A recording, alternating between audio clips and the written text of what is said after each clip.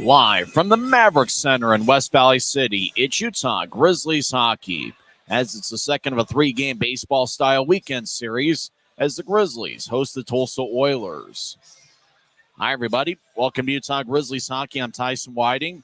The Grizz got a 3-2 victory last night in the series opener, and it was the Brett Stapley show as he had 2 goals and 1 assist, and he also got the game winner 12 and a half minutes into the third period on a great pass from Jacob Semick as Utah took a 3-2 lead, and the Grizz did a great job protecting the 1-goal advantage and turning it into 2 standings points. The Grizz have been pretty good on home ice this season. They are 9-6 here at Maverik Center. We're not going to talk about the road record, but the Grizzlies have been pretty good at home where they've outscored the opposition 51-45. The Grizz have done a good job protecting leads here at home. They are 7-0 at home when scoring first this season. Brett Stapley with the 3-point effort last night, 2 goals and 1 assist. He now leads the team with 21 points this year, 5 goals and 16 assists. Brandon Cutler scored a big third period goal to tie the game 2.5 minutes into the third period. It was a 5-on-4 power play goal. The Grizz did have a 4-on-3 power play for about a minute before that. And Cutler now has 10 goals, which lead the Grizzlies, and he's also second on the club with 19 points this season. Also watch out for Grizzlies defenseman Kyle Mayhew, who's got 6 goals this season, which are tied for third most among league defensemen. The Tulsa Oilers are led by Michael Farron and Tyler Polson, who each have 11 goals this season. For Farron, it's more impressive as he's only played in 16 games this season. So it should be a lot of fun. If you're in the West Valley area, come on down and enjoy some Grizzlies hockey with us. If not, we got the game right here. Video feed's going to be on Flow Sports as always. And you can obviously catch every audio broadcast right here on the Grizzlies YouTube channel. But then again, if you're tuned in, you already know that.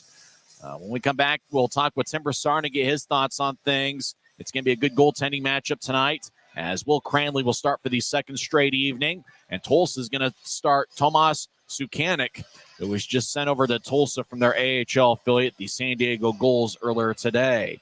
We're in business on a Saturday night, and you're listening to the Grizzlies Hockey Network, presented by Rio Tinto Kennecott.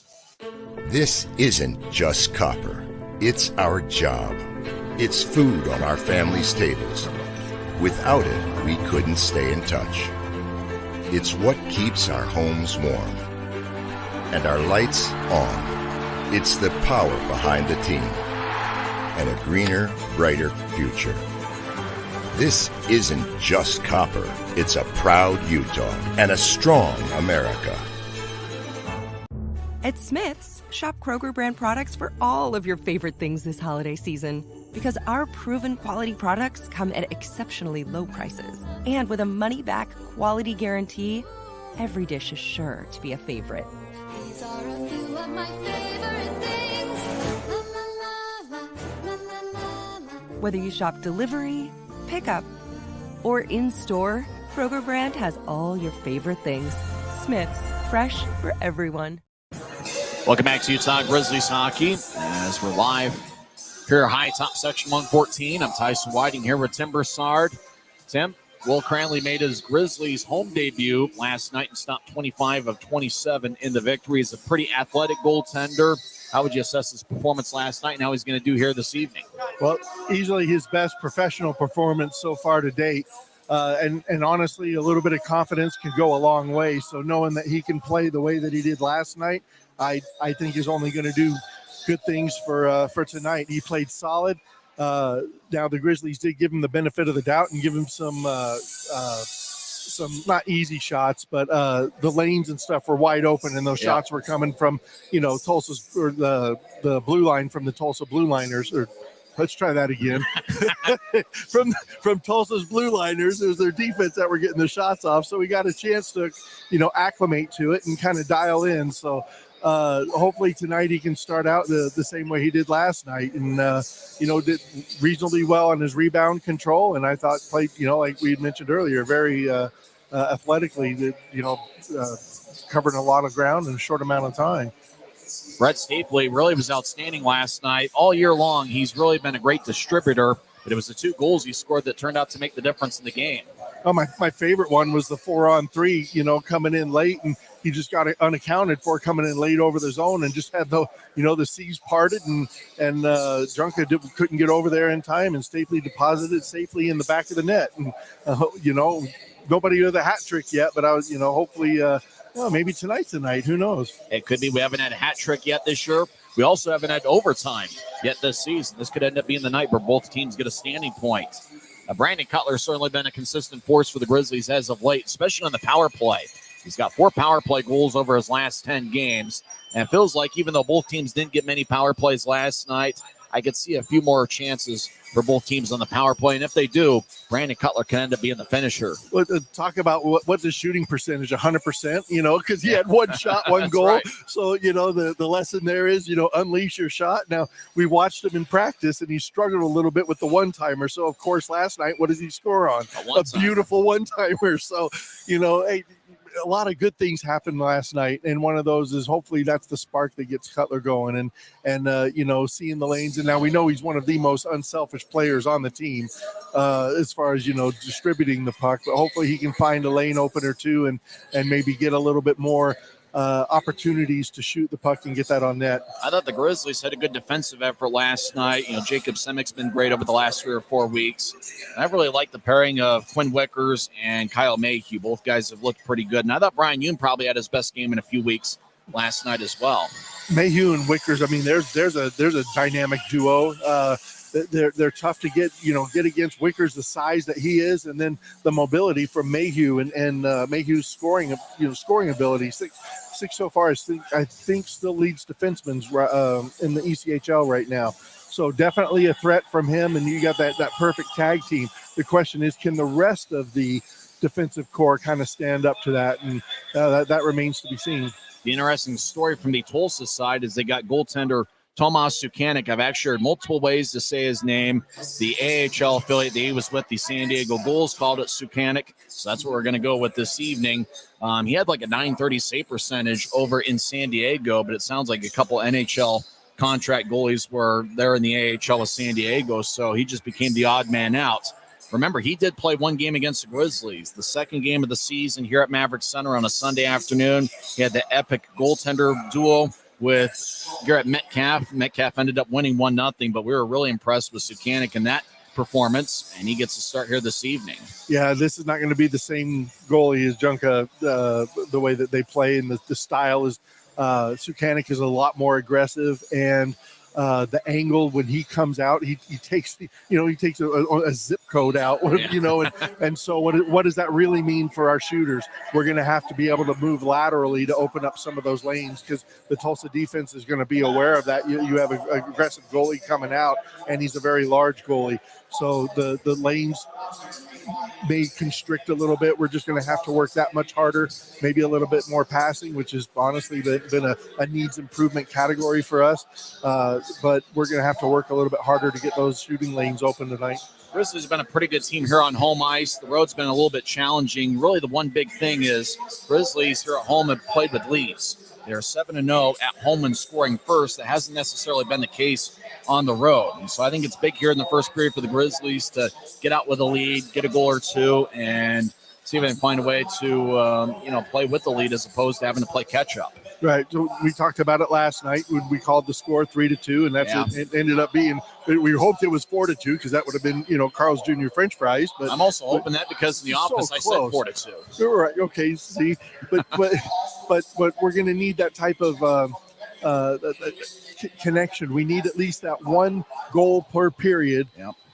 In order to successfully win that. And that one goal per period, you guys, you might as well just go out and get that first goal again. We talked about it last night. We're talking about it tonight, how important that is. And it's because the other shoe, if we don't score first, I don't remember the exact numbers, but it's not good. I think it's like 2-14. 2-14. So what does that tell you? And to recap a little bit from last night, the Tulsa style of play with Rob Murray, they are able to kill 5, 6, 7 minutes of game time, and you wonder, I've been watching the game the whole time, where did it go? Because Tulsa is very effective at their grind type of a style of play. So to come out and establish the lead, gain the lead, do something with it, come out of the first with our Optum first goal of the game player already named and established, and then move on to bigger and better things throughout the second and third.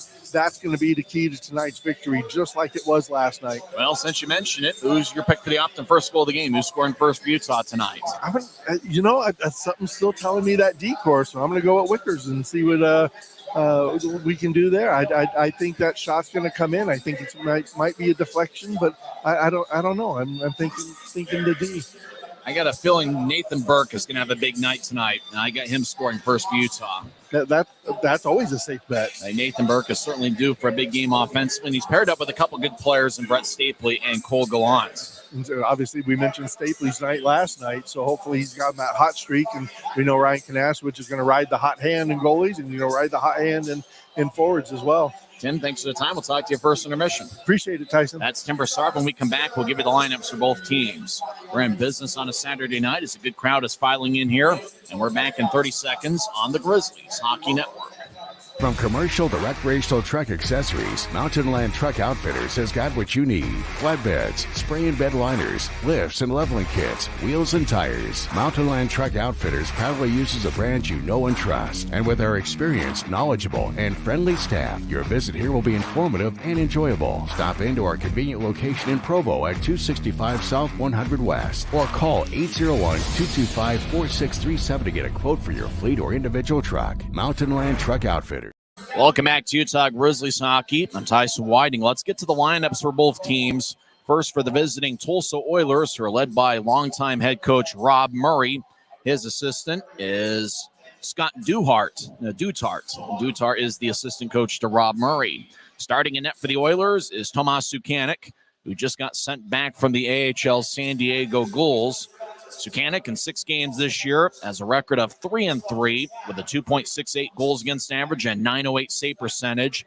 He last played against the Grizzlies on October 22nd, the second regular season game here at Maverik Center, where he was a tough luck loser. That's the game where Garrett Metcalf got a 35-save shutout in a Utah 1-0 victory. Sukanik will be wearing number 39. I've heard multiple ways to say his name. In the AHL of San Diego, they called him Sukanik, so that's what we're going to go with here this evening. Starting defensive pairing for Tulsa is going to be Doogie Legrone. Legrone, a former Grizzly. Once a Grizzly, always a Grizzly. Sadly, he was once a Grizzly. Played in one game for the 2018-2019 Grizzlies to start his pro career. He's got a +9 rating, 1 goal and 10 assists. He's one of the most dependable defensemen in the league, 5'11" and 182 pounds. He'll be paired up with Big Mike McKee, who's 6'5" and 240 pounds. He's got a +14 rating, 1 goal and 6 assists. He performed as Santa Claus in last night's game. Starting forwards for the Oilers, Carson Folk is wearing number 19. He's got 5 goals and 11 assists in 27 games. Calvin Watson, wearing number 20, is also starting for Tulsa. He's got 4 goals and 2 assists in 24 games. And Yaroslav Yevdokimov, who scored a second period goal redirecting a shot that was taken by Anthony Costantini, and that was on Tulsa's power play late in the second period. Yevdokimov has 3 goals and 6 assists in 11 games. He's a 30-year-old out of Russia. Now for the homestanding Utah Grizzlies, who are led by third-year head coach Ryan Kanasowicz. Kanasowicz, the all-time leader in goals, assists, and points in Utah Grizzlies history. His assistant is Christian Horn.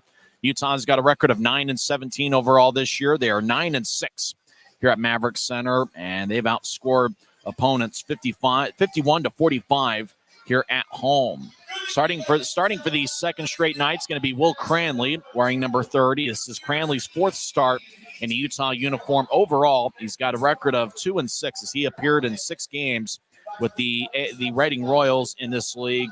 He got his first professional win with Reading against Norfolk on November 8th. So far, in 3 games with Utah, Cranley has saved 77 of 87. He's on the second year of an NHL entry-level contract with the St. Louis Blues. Cranley, a former 6th-round pick by St. Louis in 2020. The backup goaltender tonight for the second straight night is Dante Januzzi. We'll possibly see him tomorrow afternoon at 3 o'clock in the series finale.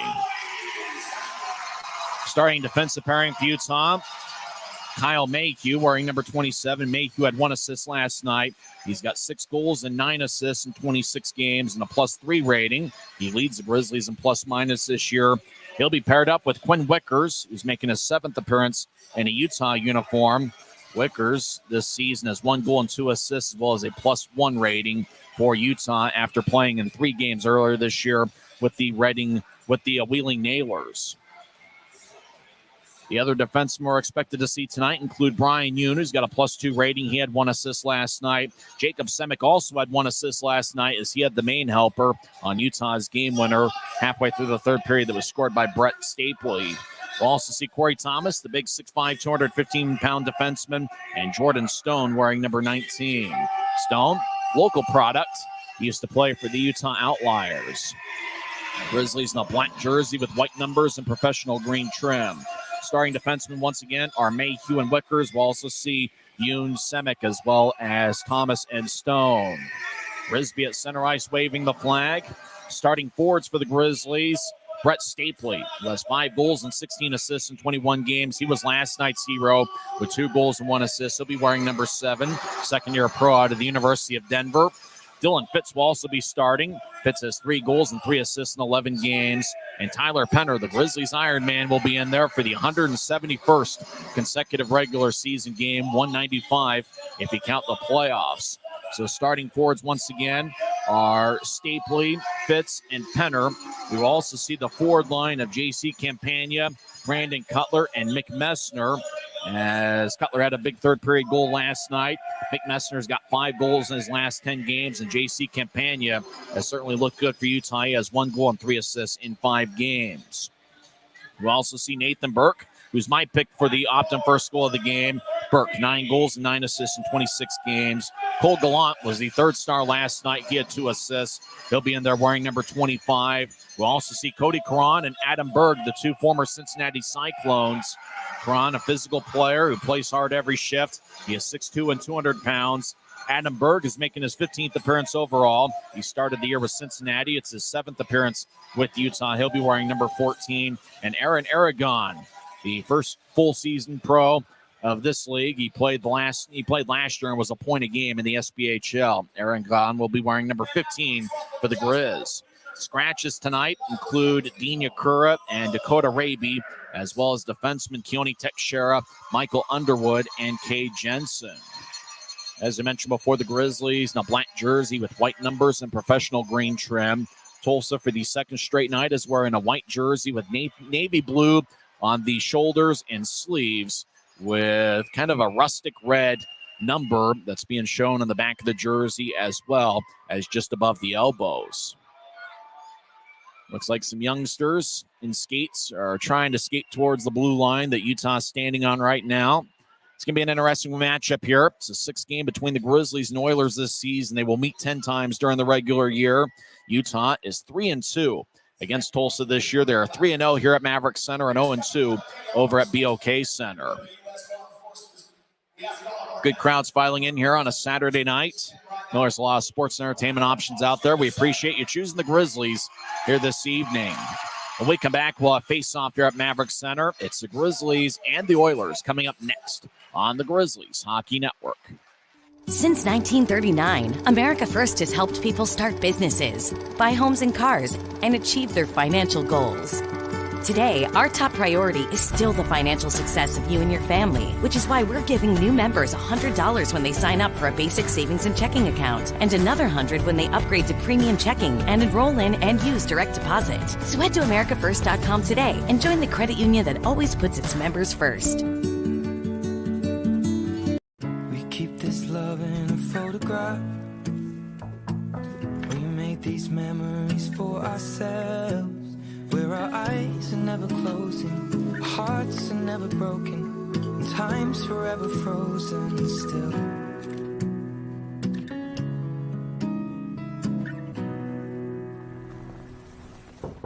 So you can keep me inside the pocket of your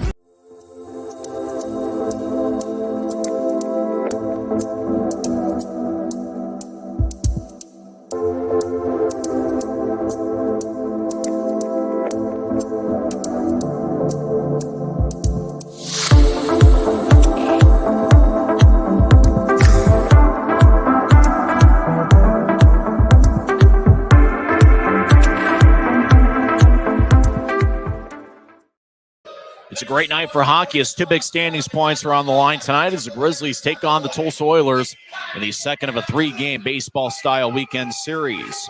Utah got a 3-2 victory last night as Brett Stapley was the hero, scoring 2 goals and 1 assist. Will Cranley got his first victory in a Utah uniform, stopping 25 of 27.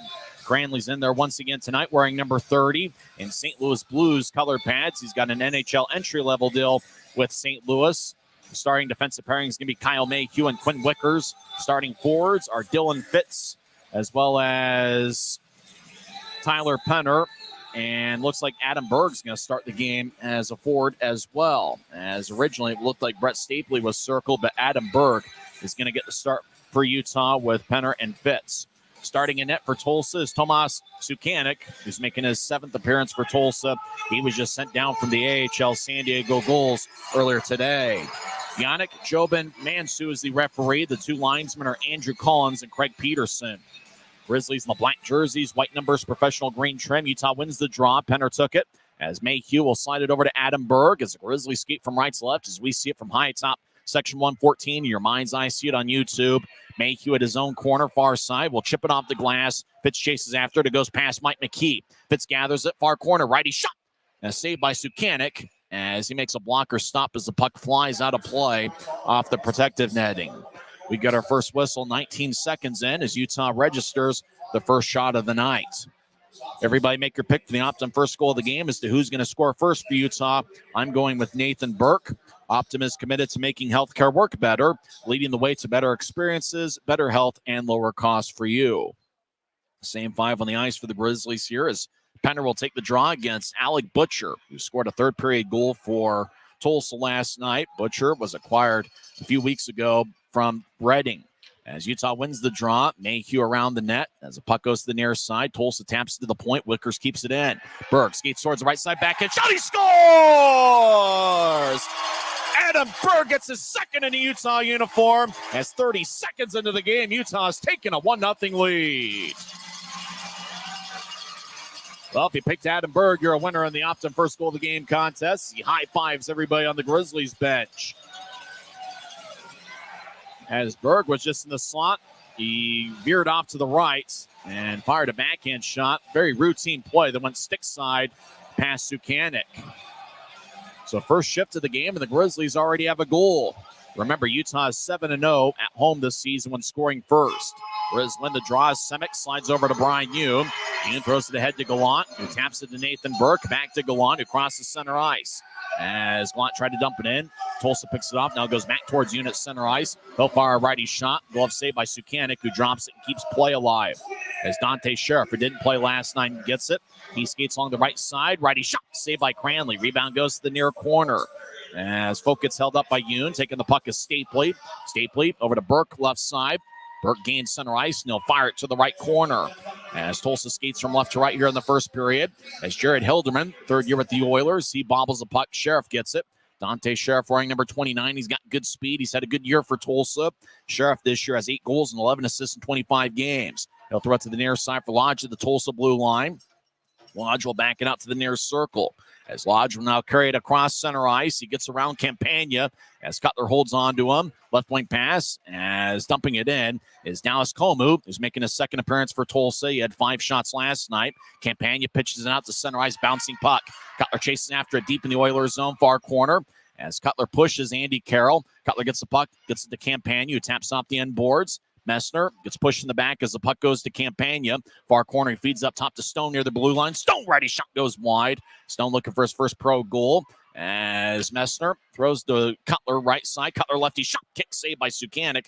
Rebound goes towards Reggie Millette. Millette, number 42, crosses center ice. He dumps it in. Millette gets around Wickers. Cranley behind his net gets the wobbling puck and throws to the far side.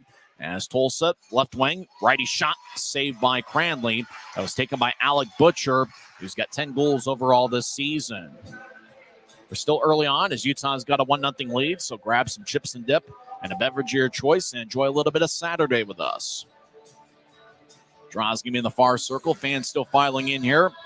We've had some outstanding crowds at Maverik Center. In fact, the average over the last 3 home games is over 7,300.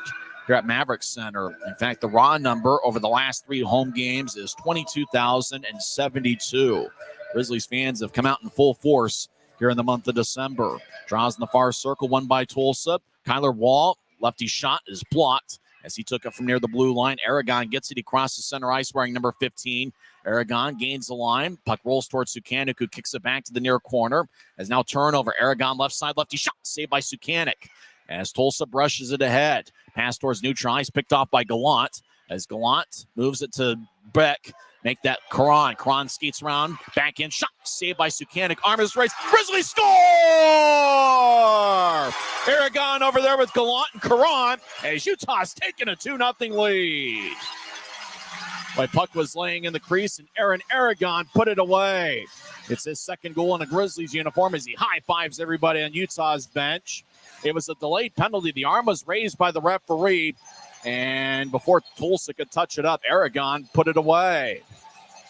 Boy, if you're a late arrival here at Maverik Center, you've already missed 2 goals. As Grizzlies are on a roll here offensively, and the seats aren't even warm yet. As Karan took a backhand shot, Sukanik kicked it away, and then Aragon on a drive-by just skated towards the net and put it away. As it was a delayed penalty, forget that, the Grizzlies lead 2-0. As Adam Berg gets held up after the draw. As Tulsa wins the draw, they skate down the middle. Farron, lefty shot, saved by Cranley. He holds on as Cranley makes a stop as Tulsa won the faceoff. And Farron just skated down Broadway and had a good lefty shot from about halfway from the blue line to the goal line. So Adam Berg scored 30 seconds in, and Aaron Aragon a couple minutes later makes it 2-0. Carson Folk will take the draw against Tyler Penner near circle of the Grizzlies zone. As the draw won by Utah, Semick gets held up as now puck goes towards the right side. Legrone, righty shot, kick saved by Cranley. Puck goes to the left point. McKee keeps it in. He bobbles it, but brushes it over to the far corner. As Jimmy Lodge battles with Yoon. Yoon goes down. Grizzlies get pushed in the corner. Penner gets held up by Folk. As now Watson gets blasted by Yoon. Puck still in play. Far corner. As Yoon loses his stick. Tulsa left side. Shot gets redirected and goes wide off the Maverik sign. And now play is stopped as the puck is lost over behind the back of the net. 16:41 left in the first. It just kind of settled right there along the back of the net there, just outside of it. And that's why play stopped with 16:41 left. Aragon scored 2:42 in with Cody Karan getting the assist. So Berg and Aragon, just as everybody expected, with Utah's 2 goals tonight. 16:41 left in the first. Grizzlies have outshot the Oilers 5-4. Lodge will take the draw against Brett Stapley. Stapley leads the Grizzlies with 6 multiple-point games this season. Utah wins the face-off. Near corner skating from right to left. Burke will move it ahead. It bounced off an Oiler. Burke gets it back, and he shovels it ahead, looking for Stone, who couldn't reach it. Tulsa dumps it back in, but icing is called as they dumped it in from their own territory near their bench. So draw is going to come back towards Tomas Sukanik, who I imagine was on an airplane earlier today, coming from San Diego, where he played in the AHL for a few weeks. Back here to Maverik Center for tonight's game. The backup goaltender for Tulsa is Julian Zunka, who got the start last night. Stapley will take the draw against Lodge. 3.5 minutes in. Utah already with a 2-0 lead. As a draw won by the Grizzlies. Burke over in the far corner gets held up by Costantini.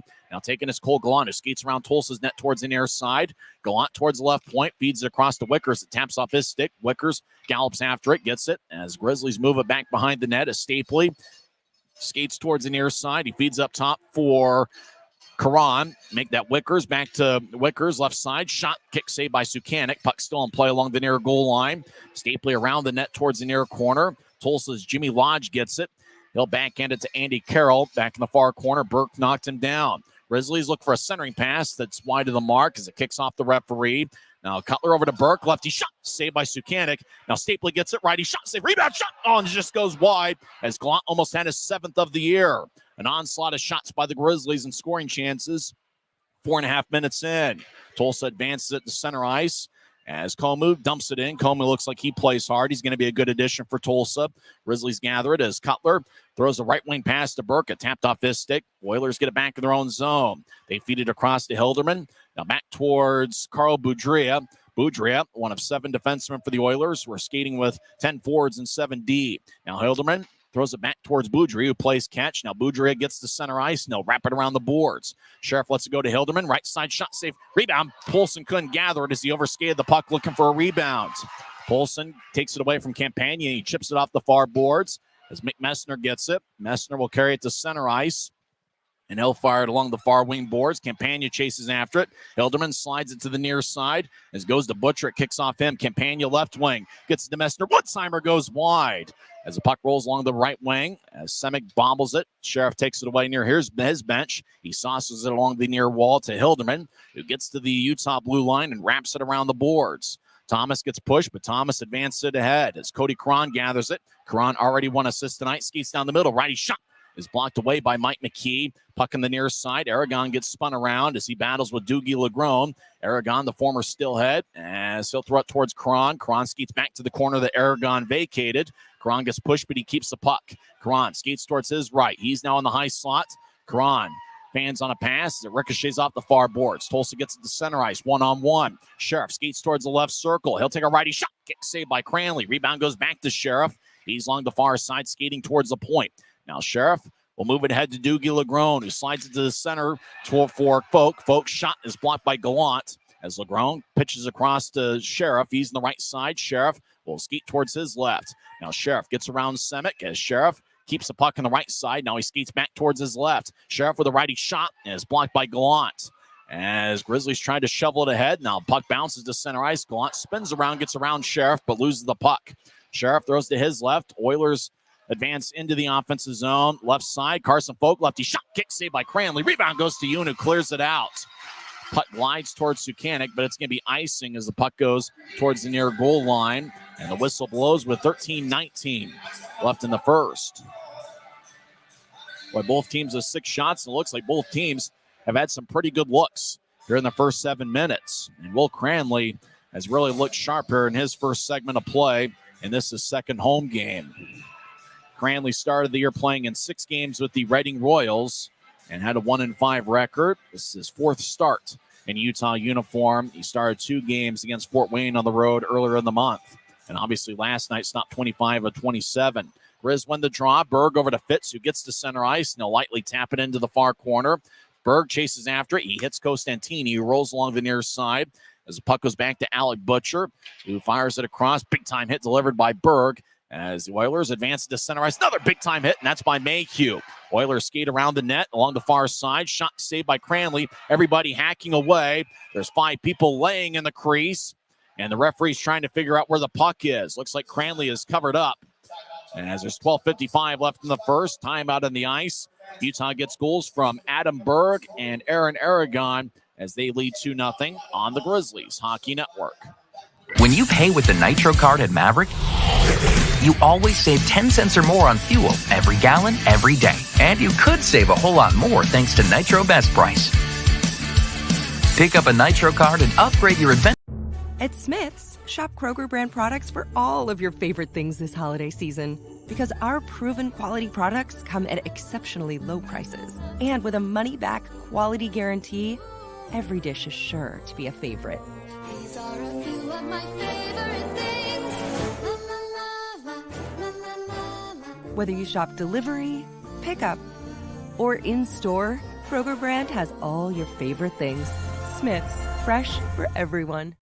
Utah leads 2-0 as Adam Berg scored 30 seconds into the game with Quinn Wickers picking up an assist. And then Aaron Aragon extended the lead, 2:42 in as Karan skated in, took a backhand shot near the crease. It kicked off to Sukanik, and then Aragon just kind of skated in as the puck was laying in the paint and put it past the goal line. So 2 goals, a minute and 57 seconds apart, according to the box score. Actually, it was 30 seconds in, as the box score looks like it's wrong, as 30 seconds was the first goal, 2:42 in was the second. Both teams have taken, actually, Tulsa's got a 7-6 shot edge here early on, as Will Cranley's been sharp so far. Grizzlies win the draw as they skate from right to left, as we see it from section 114. Wickers gets to center ice, and he brushes it in. As the puck goes over to Berg, who gets pushed by Andy Carroll. Fitz in the area. Fitz will glide it along the near wall. It exits the zone as Mayhew will chase after it. As Mayhew leads the Grizzlies with a +3 rating this season. He's deep in the Grizzlies zone. He skates around Cranley's net towards the far side. He'll feed it to the far side for Penner, who gets it across to Burke. Burke gains the line, skates towards the near corner as Burke gets cut off by Hilderman. Hilderman gets hit by Burke, but taking the puck is Jimmy Lodge. As he'll fire it towards the near side. It bounced off of Burke's stick as Thomas battles, but we get a whistle as the Grizzlies were offside as the puck exited the zone, and Thomas carried it back in. 12-11 left in the first period. Just getting started as fans still filing in here. Utah scored 2 goals, and everybody looks up that arrived a little bit late, and they know they've already missed some action. Stapley will take the draw. He's got Burke to his left and Glant to his right. Utah wins the faceoff. Thomas will retreat it back in the Grizzlies zone. He'll throw it across the Stone near Utah's bench. He gets it back to Thomas. Thomas wearing number 44 slides it ahead to Stapley at center ice. Stapley back towards Stone, passes wide of the mark as Stone will gallop after it. He'll throw it to center ice where Carl Boudria gets it for Tulsa. Boudria, wearing number 16, moves it to center ice. It goes to Komu, who feeds it back to Hilderman, who advances a right wing pass to Lodge. Lodge gains the line, and he's offside as Stapley was wrestling around with Komu. Komu got to the offensive zone before the puck did, even though Komu didn't want to, as Stapley forced Komu into an offside call. Jimmy Lodge will skate towards the bench. Ryan Kanasowicz looking on, the Grizzlies head coach, and he has to like the way things have started. As we talked with Tim Broussard in the pregame show, we talked about getting off to a fast start, and that's exactly what the Grizzlies have done here. Draws it neutral ice. McMessner will take it. Messner played with the University of Merrimack College. Before that was at the University of Wisconsin. As Tulsa wins the draw, McKee wraps it around the boards from the left side towards the near. As Utah skates from right to left here in the period, Brian Yoon gets it. He'll pitch it ahead. As Grizzlies cross center ice, Brandon Cutler gets to center ice, and he'll backhand it in.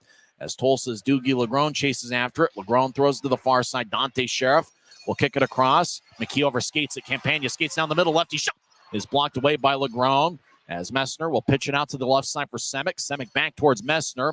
Messner bobbles it, but he fires a backhand shot towards the net. It's kicked away by McKee, who gathers the puck and moves it to Sheriff. Now left wing pass. Now goes back to Sheriff, who feeds it towards the middle. As Yevdokimov will center it, and it kicks off a Grizzlies skate. Now back to the left side. Shot saved by Cranley. That last shot was taken by Andy Carroll. Grizzlies cross center as Cutler gets hit in the back and goes down. He's on 2 knees near center ice. Tulsa gets a puck as Dante Sheriff will cross center. Stapley pokes it away. Right side, Cosentini gets pushed by Stapley, but Cosentini gains the line. He'll throw it around the wall. Sheriff around Utah's net towards the far side. He kicks up top for Carroll. One-timer, and it's blocked away 10 feet in front of Cranley. Grizzlies attack as Stapley crosses center. Now he gains line. He chips to the left side for Aragon. Aragon lefty shot saved by Sukanik in the butterfly position.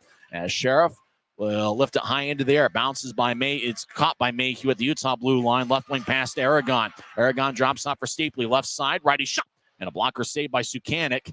Aragon kicks it to Stapley, who gallops after along the near boards. But Tulsa gets there first. And Michael Farron pitches it high into the air. It goes deep in the Grizzlies zone, and icing is going to be the call. As Thomas and Stone did a good job staying back defensively. We're halfway through the first period. Utah leads 2-0 as Adam Berg scored 30 seconds in, with Quinn Wickers gained the assist, and Aaron Aragon extended the lead 2:42 in, with Cody Caron picking up the helper.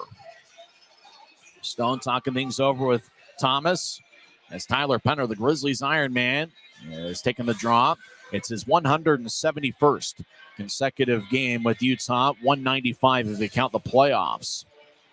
Fitz and Berg, the other forwards. It's a draw won by Tulsa as they get to the far side. They move it ahead to center ice. Polson gets it and backhands it in as Cranley plays it behind his net, and he fires it to Penner on the near side. Penner over to Berg, who drops it back off for Penner, who gets to center ice and will hit it off of Hilderman. Puck in the slot. Boudria gets it. He'll move it ahead after skating around Tulsa's net. Tulsa crosses center ice. They gain the line 1-on-3. They skate towards the left circle. Lefty shot goes wide. That was taken by Farron. Puck rolls along the near boards. Hilderman gathers it deep in his own zone. Hilderman over to Boudria in the far side. Now he gets to Lodge. Lodge gets back checked by Penner. Lodge breaks the double team. He enters the zone. Grizzlies poke it back to center. It's gathered by Penner along the near wall. Penner skates into the zone. Stops in the left point. Penner over towards Semick. It goes past him. Right side fires a righty shot that goes wide as it ricochets off the end boards. As Tulsa will move it out to center ice. Lodge advances it and Komu got his stick lifted, no icing. Komu chases after. He tried to center it, bounced off a Semik skate as Tulsa left side, righty shot. And a save by Cranley about shoulder high. Grizzlies kick it back to center. McKee over to LeGrone as Tulsa's got the puck. They move it out across the red line. Right wing pass to Watson, who gains the line. Right side, Watson while bouncing off a Semik stick as Watson was trying to center it. As the puck goes back over towards Semik, he gets the wobbling puck and throws it to Gallant, who crosses center ice. Gallant will hit it off of LeGrone as Tulsa moves it back to center. Quinn Wickers chases after it and gets it in the Grizzlies zone. Wickers now in front of Cranley. He cuts towards the near corner and moves it ahead to Stapley. Stapley crosses center ice, and he'll lift it in as Gallant chases after it with Mike McKee. Gallant taps it off of McKee's stick, and it rolls towards the near corner. Dante Sheriff gathers it as Sheriff fakes a pass. Now he keeps it as he skates to neutral ice. Right wing feed to Folk as he gains the line, but Wickers collided with Yevdokimov at the Utah blue line, and Yevdokimov entered the zone before the puck. 8:11 left in the first period. Utah still leads 2-0. Tulsa's outshot Utah 9-8. Remember, this is the middle game of a 3-game set here at Maverik Center. Tomorrow's New Year's Eve, and the Grizzlies will host the Oilers at 3:10. Coverage will begin at 2:50 here on the Grizzlies Hockey Network. Make sure to get your tickets at UtahGrizzlies.com for the final game of 2023. That's going to be tomorrow afternoon at 3 o'clock. Tulsa wins the draw. They get to the left side. Andy Carroll enters. Left wing, lefty shot. Glove saved by Cranley. He holds on. Andy Carroll has really been a key contributor for Tulsa this season. He's got 4 goals and 10 assists and a +5 rating in 25 games. Carroll has an AHL contract with the San Diego Ghouls. Cranley's really looked sharp here so far, stopping the first 10 he has seen. As the draws give me the far circle, the Grizzlies zone. McMessner will take it against Alec Butcher. Butcher kicked out of the face-off circle frequently last night. As the draw won by Tulsa goes between the legs of a forward as Campagna battles with Carroll. Campagna kicks ahead to Cutler, who backhands it in deep as Sukanik will throw it to the far side. It goes to Costantini, who moves it ahead. As the Oilers, right wing pass to Farron, who gets the right circle. Righty shot goes high off a stanchion. Puck wobbles towards Cranley, who covers up along the far goal line, and he holds on with 7:45 left in the first. Tulsa's been without some key forwards. Sheriff is playing tonight. He didn't play last night. He might be limited, though. Eddie Matsushima is missing once again. He's got 19 points in 13 games this year. Tulsa's also without Davis T-Bone Codd as well as Keyshawn Gervais. And for the last couple of weeks, they've been without Kyle Krenkovic, who still leads the Oilers in points. He is in the AHL with San Diego. Draws the near side. It's won by Tulsa as Farron drops off for Hilderman on the right point. Hilderman will skate towards the corner. He'll fire a righty shot. Stick saved by Cranley. Tulsa gets it along the far side. Oilers center it to Milletta. Bounced up his stick. Hilderman glides towards his left. He'll take a righty shot that goes wide as Thomas gets it off the side of the net. As he moves it ahead towards Cron. Cron battles along the far wall. Millette kicks it to the left point. Lefty shot kick saved by Cranley towards the far corner. Thomas pitches around to Stone, who's played a lot of minutes here in the first period. Stone surveys. Now he skates behind Utah's net as both teams spread the ice. Tulsa gets in some new forwards. As Stone surveys with 7:08 and counting left in the first. Stone looking around as Thomas will now cut towards the near side. Now Stone will start the attack. He moves to the far side as it goes towards Cron. Cron gains center ice. He moves ahead to Aragon. Now Nathan Burke back to Aragon. Sharp angle shot saved by Sukanik. As Aragon was along the far goal line and fired it towards Sukanik, who was able to gather it and make the stop with 6:53 left in the first. Both teams change things up as Yoon and Semik enter. Well, that was a really critical defensive pairing for the Grizzlies last night in the 3-2 victory. Was the combination of Yoon and Semik.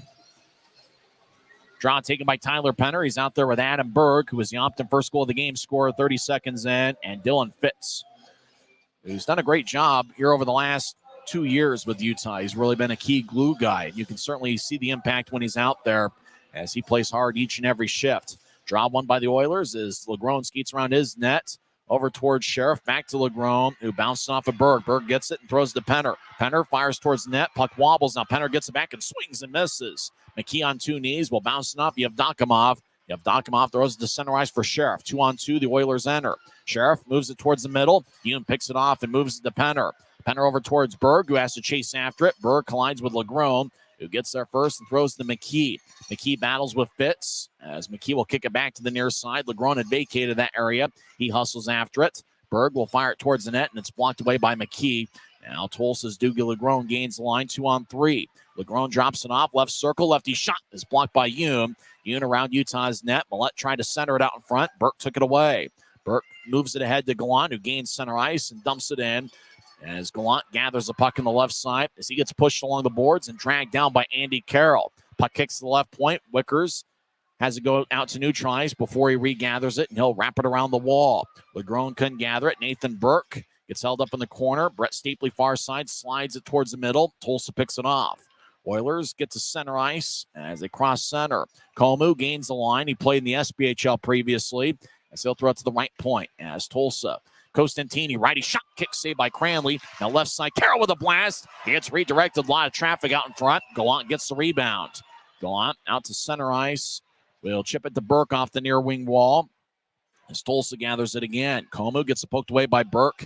Puck towards the Utah blue line. Mayhew gets there before Sheriff as the puck goes back towards Costantini. Left wing pass, Tulsa re-enters. Oilers chip it to the far corner. As taking it is Alec Butcher, who will fire it towards Komu, who glides along the near wing wall. Hilderman couldn't keep it in, and so back it out into Oilers territory. Grizzlies will change up forwards. Tulsa moves it ahead and dumps it in off the near wall. Thomas chases after it as he collides with Butcher. Mayhew takes the puck. He moves it to Messner down the middle. Big collision. Two Oilers collided back near Utah's net. Cutler slides it in and chases after it. Cutler gets his left arm held up, but he keeps the puck on the left side. Cutler over to Thomas. Thomas fumbles the puck, but gets it back and throws it to Cutler in the left point. Back towards the near side for Campagna, who will pitch it across. Boudreau will hustle after it and move it ahead as the Oilers get across center ice. Jimmy Lodge will backhand it in as the puck gets air under it and ricochets off the far corner, cut off by Cranley behind his net.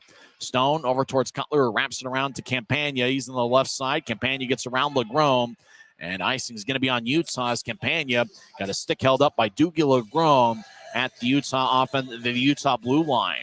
As Campagna argues his case with the two linesmen, saying he could have played it if Legrone didn't hold him up. Yeah, two Oilers on the far side. They show the replay. Two Oilers with maybe the biggest hit of the night as they collided with each other along the far goal line of Utah's zone. That's the biggest hit we've seen all night. It was two Oilers colliding with each other. As it draws on the right side, Utah leads 2-0 with 4:13 left in the first. Grizz win the draw. They skate from right to left here in the first period. As Campagna drags down Tulsa, no call. Campagna played in 7 games of Tulsa last year. As Oilers feed it in, Cranley plays it behind his net. Thomas will move it to Cody Cron, the former Cyclone. Out towards Stapley, gets hit in the back by McKee. Grizzlies gather it. Cron crosses center ice. He gains the line. Right wing, righty shot. Saved by Sukanik, who holds on. Now some real pushing after the whistle as Dougie Legrone battles with a Grizzly player. And looks like a helmet has fallen off. As looked like a Grizzly player got a little bit too close to Sukanik for Dougie Legrone's liking. As Cody Cron has Legrone in a bear hug. As the fans like the physical play after the whistle. As Legrone yelling at Cody Cron, looks like there's going to be a penalty on the play. Could be matching minors as there's 3:48 left in the first. Utah leads 2-0 on the Grizzlies Hockey Network. This isn't just copper. It's our job. It's food on our family's tables. Without it, we couldn't stay in touch. It's what keeps our homes warm. And our lights on. It's the power behind the team. And a greener, brighter future. This isn't just copper. It's a proud Utah and a strong America.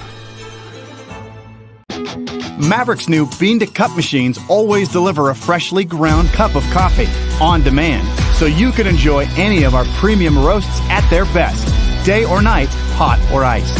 Enjoy a fresh cup today. It looks like Jordan Stone's in the box for the Grizzlies and Dougie Legrone in there for Tulsa, as both guys, as they were entering the penalty box, were having some serious words for each other. I don't think all of them were Disney appropriate, as there was a lot of action after the whistle, as everybody just kind of was hugging each other, as looked like LeGrone and Stone were the most aggressive. Both guys get matching roughing minors, 16-12 into the first period. Utah leads 2-0 as Adam Berg scored 30 seconds in, and 2 minutes and 12 seconds later, Aaron Aragon made it 2-0. Tulsa has outshot Utah 13-10 here so far, as the draw, I believe, is going to be in the Oilers zone.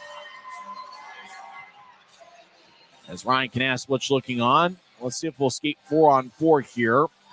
Remember, Tulsa scored a 4-on-4 goal in the third period last night. That was the one that gave Tulsa a 2-1 lead, scored by Alec Butcher before the Grizzlies scored 2 unanswered. So we're going to skate 4-on-4 for 2 minutes. Utah has scored 2 goals in this situation this year, and they've allowed 1. As Quinn Wicker's talking things over with Cole Gallant, Kyle Mayhew, and Brett Stapley. So 2 forwards and 2 defensemen on this shift. Carson Folk is out there for Tulsa, as the Oilers, Dante Sheriff's going to be out there. Sheriff didn't play last night, and he was questionable coming in, but he's good to go. Carl Boudria out there for Tulsa as well. Draws going to be in the far circle of Tulsa's zone. As Stapley's kicked out of the circle, Cole Gallant, the Western Michigan product, will take the draw. Gallant this season has 6 goals and 12 assists in 26 games. As a draw won by Tulsa, as they skate around Sukanik's net. That's taken by Jared Hilderman. It will carry it out to center ice. Hilderman was a teammate of Tyler Penner with the 2020-21 Birmingham Bulls. As Tulsa backs it out in their own zone, 4-on-4. This is the closest we'll see to overtime in terms of pace of play. Boudria gets it back to Hilderman, who skates around Tulsa's net towards the near side. As Hilderman moves to center ice, it goes to Carson Folk, who drops it for Sheriff. Sheriff skates back into his own zone, throws it back to Boudria, who outlets it to center ice for Folk. Folk drifts it across to Sheriff, who gathers the puck, gets around Mayhew. Sheriff skates down the middle, veers off to the right circle. Righty shot is blocked away by Wicker's stick. As Stapley throws it back towards Utah's end wall. As it's taken by Mayhew, Grizzlies will change up forwards. Mayhew skates to center ice, down the middle, skating 4-on-4. He crosses center, gains the line, veers off to the left. Mayhew stops and blows the tire in the near corner. He gets back to his feet, but taking the puck is Michael Farron. Burke on the back check took it back away. As a 2-on-1 battle, Burke slides it towards the far circle, but it's gathered by Tulsa, who moves it to their blue line for Sheriff. As Sheriff over to Costantini along the near side, moves it ahead as it tapped off the Carroll stick and flies into the Grizzlies zone. Yoon chases after it. 2 minutes and 30 seconds and counting left in the first, and 40 seconds left in the 4-on-4 situation as Yoon dancing around. Now he gets to Semick near side. Semick ahead towards Cutler at the Utah blue line, who feeds it across to Yoon. Yoon back to Semick along the near side. Back to Yoon as they play catch from Semick. Yoon over to Cutler. Make that Nathan Burke, who gets to neutralize. Burke crosses center. He gets around Poulsen. Burke skates down the middle, gains a line, and veers off and throws to the right point. Cutler resets. He skates back towards his blue line. Grizzlies skate from right to left here in the first period. Cutler back behind Jonte Januzzi. Januzzi's in there for Utah. Goaltender change during the last timeout. As Dante Januzzi has now replaced Will Cranley. Both teams are back at full strength as Cutler moves it towards Stone. He has a tap off his stick fresh out of the box. Puck ahead. Hilderman couldn't connect it as Tyler Poulsen. Left circle, righty shot is blocked away. Januzzi's in net. Looks like Cranley's in the locker room. He's not even on the bench area. New goalie for the Grizzlies late in the first period. As Tulsa back towards the left side. As the Oilers get over to the left point. Oilers, lefty shot saved by Januzzi, who holds on. Dante Januzzi this season in 12 games has a record of 2-10 with a 3.41 goals against average and an .898 save percentage. As I'm letting Tulsa's broadcaster, Zach Reynolds, who's not on site here, let him know about the goalie change. So Cranley's in the locker room right now. He must have gotten an injury of some kind as Januzzi's in net. First-year pro who played in the WHL with the Portland Winterhawks. Januzzi is sporting new pads, new Grizzlies professional green pads to go along with, I believe, the same helmet he wore in juniors. Tulsa wins the draw left side to get to Lodge, who has it fumble off his stick and out to center ice. As Lodge pounds the ice in frustration, he gets the puck and throws to center ice. It bounced off Aragon. as Karan will chip it ahead. Tulsa gets it back deep in their own zone. Now they're behind Sukanik with about 1 minute left in the first period. Utah leads 2-0, even though Tulsa's outshot the Grizz 14-10. Tulsa out to center ice as Oilers, Michael Farron will carry it into the zone. He tried to skate towards the corner, dropped it off the near wall for Lodge. Lodge behind his back for Legrone. Shot is blocked by Aragon. Now Mike McKee drops it off left point. As Yevdokimov, lefty shot is blocked by Penner. As Millette collides with Mayhew. As Legrone over to Millette behind Utah's net. Millette towards the far side will kick it off the wall to McKee in the left point. A wrestling match. Kyle Mayhew gets pushed by Reggie Millette. Now puck goes towards the slot, and Karan clears it out. No icing as Mayhew and Millette exchange some words as Doogie Legrone gets to neutral ice. Near wing pass towards Yevdokimov, who gets around Karan's check, but Utah gets the puck back. Samek diagonal pass towards Karan. It glances off of his stick, and it goes to Butcher. Right side, righty shot goes wide. Puck glides along the far boards. McKee, left side shot, is kicked away by Januzzi as Berg gets pushed by Butcher, and the horn sounds. Time runs out here in the first period. Utah scored 2 goals in the first 2 minutes and 42 seconds. Adam Berg got Utah on the board 30 seconds in, with Quinn Wickers getting the assist. And then Aaron Aragon, 2 minutes and 12 seconds later, made it 2-0. But Will Cranley must have suffered an injury late in the first period as he was replaced in the final segment by Dante Januzzi. We didn't see Cranley on the bench, as we imagine he's being attended to in the locker room by Grizzlies trainer Colin Lee. So Januzzi is in net. Will Cranley stopped the first 9 he saw, and then Januzzi stopped 1 late in the period. Both teams head to the locker room. Utah's got a 2-0 lead. The Grizz have been outstanding protecting leads on home ice. They are 7-0 when scoring first this season, and when leading after one period, they have a record of 5-2. Fans are headed to the concession stands, and when we come back in 2 minutes, we'll recap the first 20 minutes of play. Once again, the score after one period, it's Utah 2 and Tulsa 0. This is the Grizzlies Hockey Network. From commercial to recreational truck accessories, Mountain Land Truck Outfitters has got what you need. Flatbeds, spray and bed liners, lifts and leveling kits, wheels and tires. Mountain Land Truck Outfitters proudly uses a brand you know and trust. And with our experienced, knowledgeable, and friendly staff, your visit here will be informative and enjoyable. Stop into our convenient location in Provo at 265 South 100 West, or call 801-225-4637 to get a quote for your fleet or individual truck. Mountain Land Truck. Since 1939, America First has helped people start businesses, buy homes and cars, and achieve their financial goals.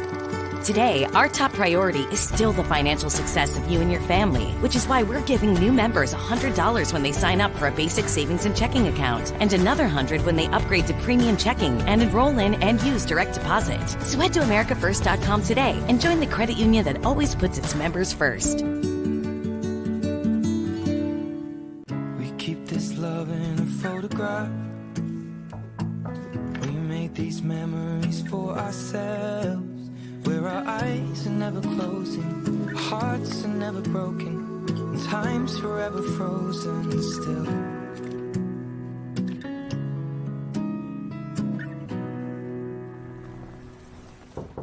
So you can keep me inside the pocket.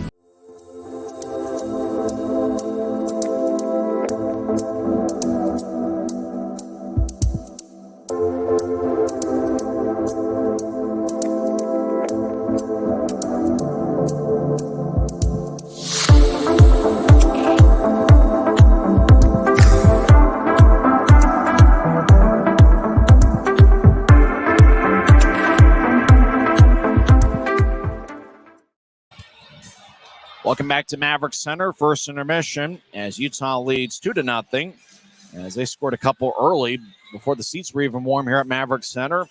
As fans who filed in about 5 minutes into the game were looking up at the scoreboard and going, hey, we already lead 2-0. As Adam Berg scored exactly 30 seconds into the game, his third of the year and second in a Utah uniform. Quinn Wickers picked up his third assist of the season. And just like that, it was 1-0 as Grizzlies. And really was an innocent-looking backhand shot as Berg was skating down the middle. They cut towards his right and just kind of fired towards the net, stick side on Sukanik. And it just kind of had, was one of those pucks that I'm not sure if Sukanik really saw the shot. It didn't look like he was really reacting to it. Before you knew it, it was in the back of the net to give Utah a 1-0 lead. 2 minutes and 16 seconds later, Aaron Aragon extended the lead as he scored his 4th of the year with Cody Cron getting the assist. As Cron just skated in, took the initial shot, and it was a backhand attempt that bounced off of Sukanik. Puck was just laying in the paint, and Aaron Aragon just kind of skated over to look for a rebound, found the puck, and put it past the goal line. Aragon with his 4th of the season overall and 2nd in a Utah uniform. Cron did pick up an assist, and that is his first point of the season. This is 7th game with the Grizzlies. Doogie Legrone and Jordan Stone each picked up matching roughing minors, 16-12 into the first period. Now that was near Tulsa's net. On the other side, Cranley must have suffered an injury of some kind, as during the last media timeout, Cranley was replaced by Dante Januzzi. Cranley stopped all 13 he saw in the first 16 minutes and 12 seconds. Dante Januzzi saved both shots that he saw. He was 2 for 2 in the final 3 minutes and 48 seconds of the first period. Tomas Sukanik has stopped 8 of 10 for Tulsa here so far. I've heard multiple ways to say his name. The San Diego Ghouls, the team he previously was with, pronounced his name Thomas Sukanik, and so that's what we're going to go with here tonight. So Tulsa's outshot Utah 15-10, but 2 quick ones for the Grizz early in the first 3 minutes. Gives them a 2-0 lead. It looks like we got an outstanding crowd here at Maverik Center. I'm not sure. It's probably somewhere in the 6s in terms of attendance. Grizzlies fans have really come out in full force over the last 3 home games. In fact, coming into play tonight, the Grizzlies over the previous 3 home games have had 22,072 fans, an average of just over 7,300 per game. Utah, for the season, is averaging 5,060 fans per game. So Utah leads 2-0. Let's look at the shot count. Aaron Aragon leads the way with 4 shots. Aragon's been very active and busy here so far tonight. Nobody else has more than 1 for Utah. Stapley, Fitz, Berg, Campagna, Burke, and Cron each have 1 shot. Obviously, the 1 shot Adam Berg took found the back of the net. For Tulsa, 15 shots. Andy Carroll, their fine defenseman number 14, has 4 shots. Carson Folk has 2 shots. Dante Sheriff also with 2. And then 7 other Oilers with 1 shot on goal in the first period. So Utah's up 2-0 here after 1 period. Neither team scored last night in the first frame. Utah's done a good job protecting leads here at home. They are 7-0 when scoring first at Maverik Center. They are 5-2 overall when leading after 1 period.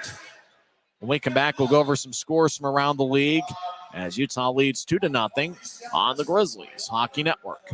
At Smith's, shop Kroger brand products for all of your favorite things this holiday season. Because our proven quality products come at exceptionally low prices. And with a money-back quality guarantee, every dish is sure to be a favorite. These are a few of my favorite things. La la la la, la la la.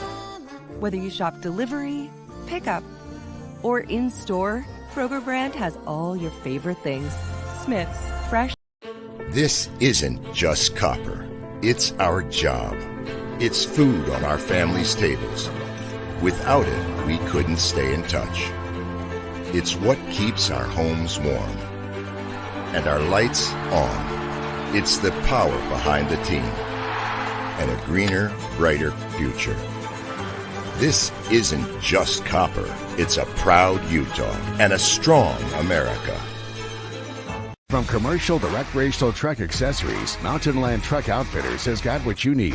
Flatbeds, spray and bed liners, lifts and leveling kits, wheels and tires. Mountain Land Truck Outfitters proudly uses a brand you know and trust. And with our experienced, knowledgeable, and friendly staff, your visit here will be informative and enjoyable. Stop into our convenient location in Provo at 265 South 100 West or call 801-225-4637 to get a quote for your fleet or individual truck. Mountain Land Truck Outfitters.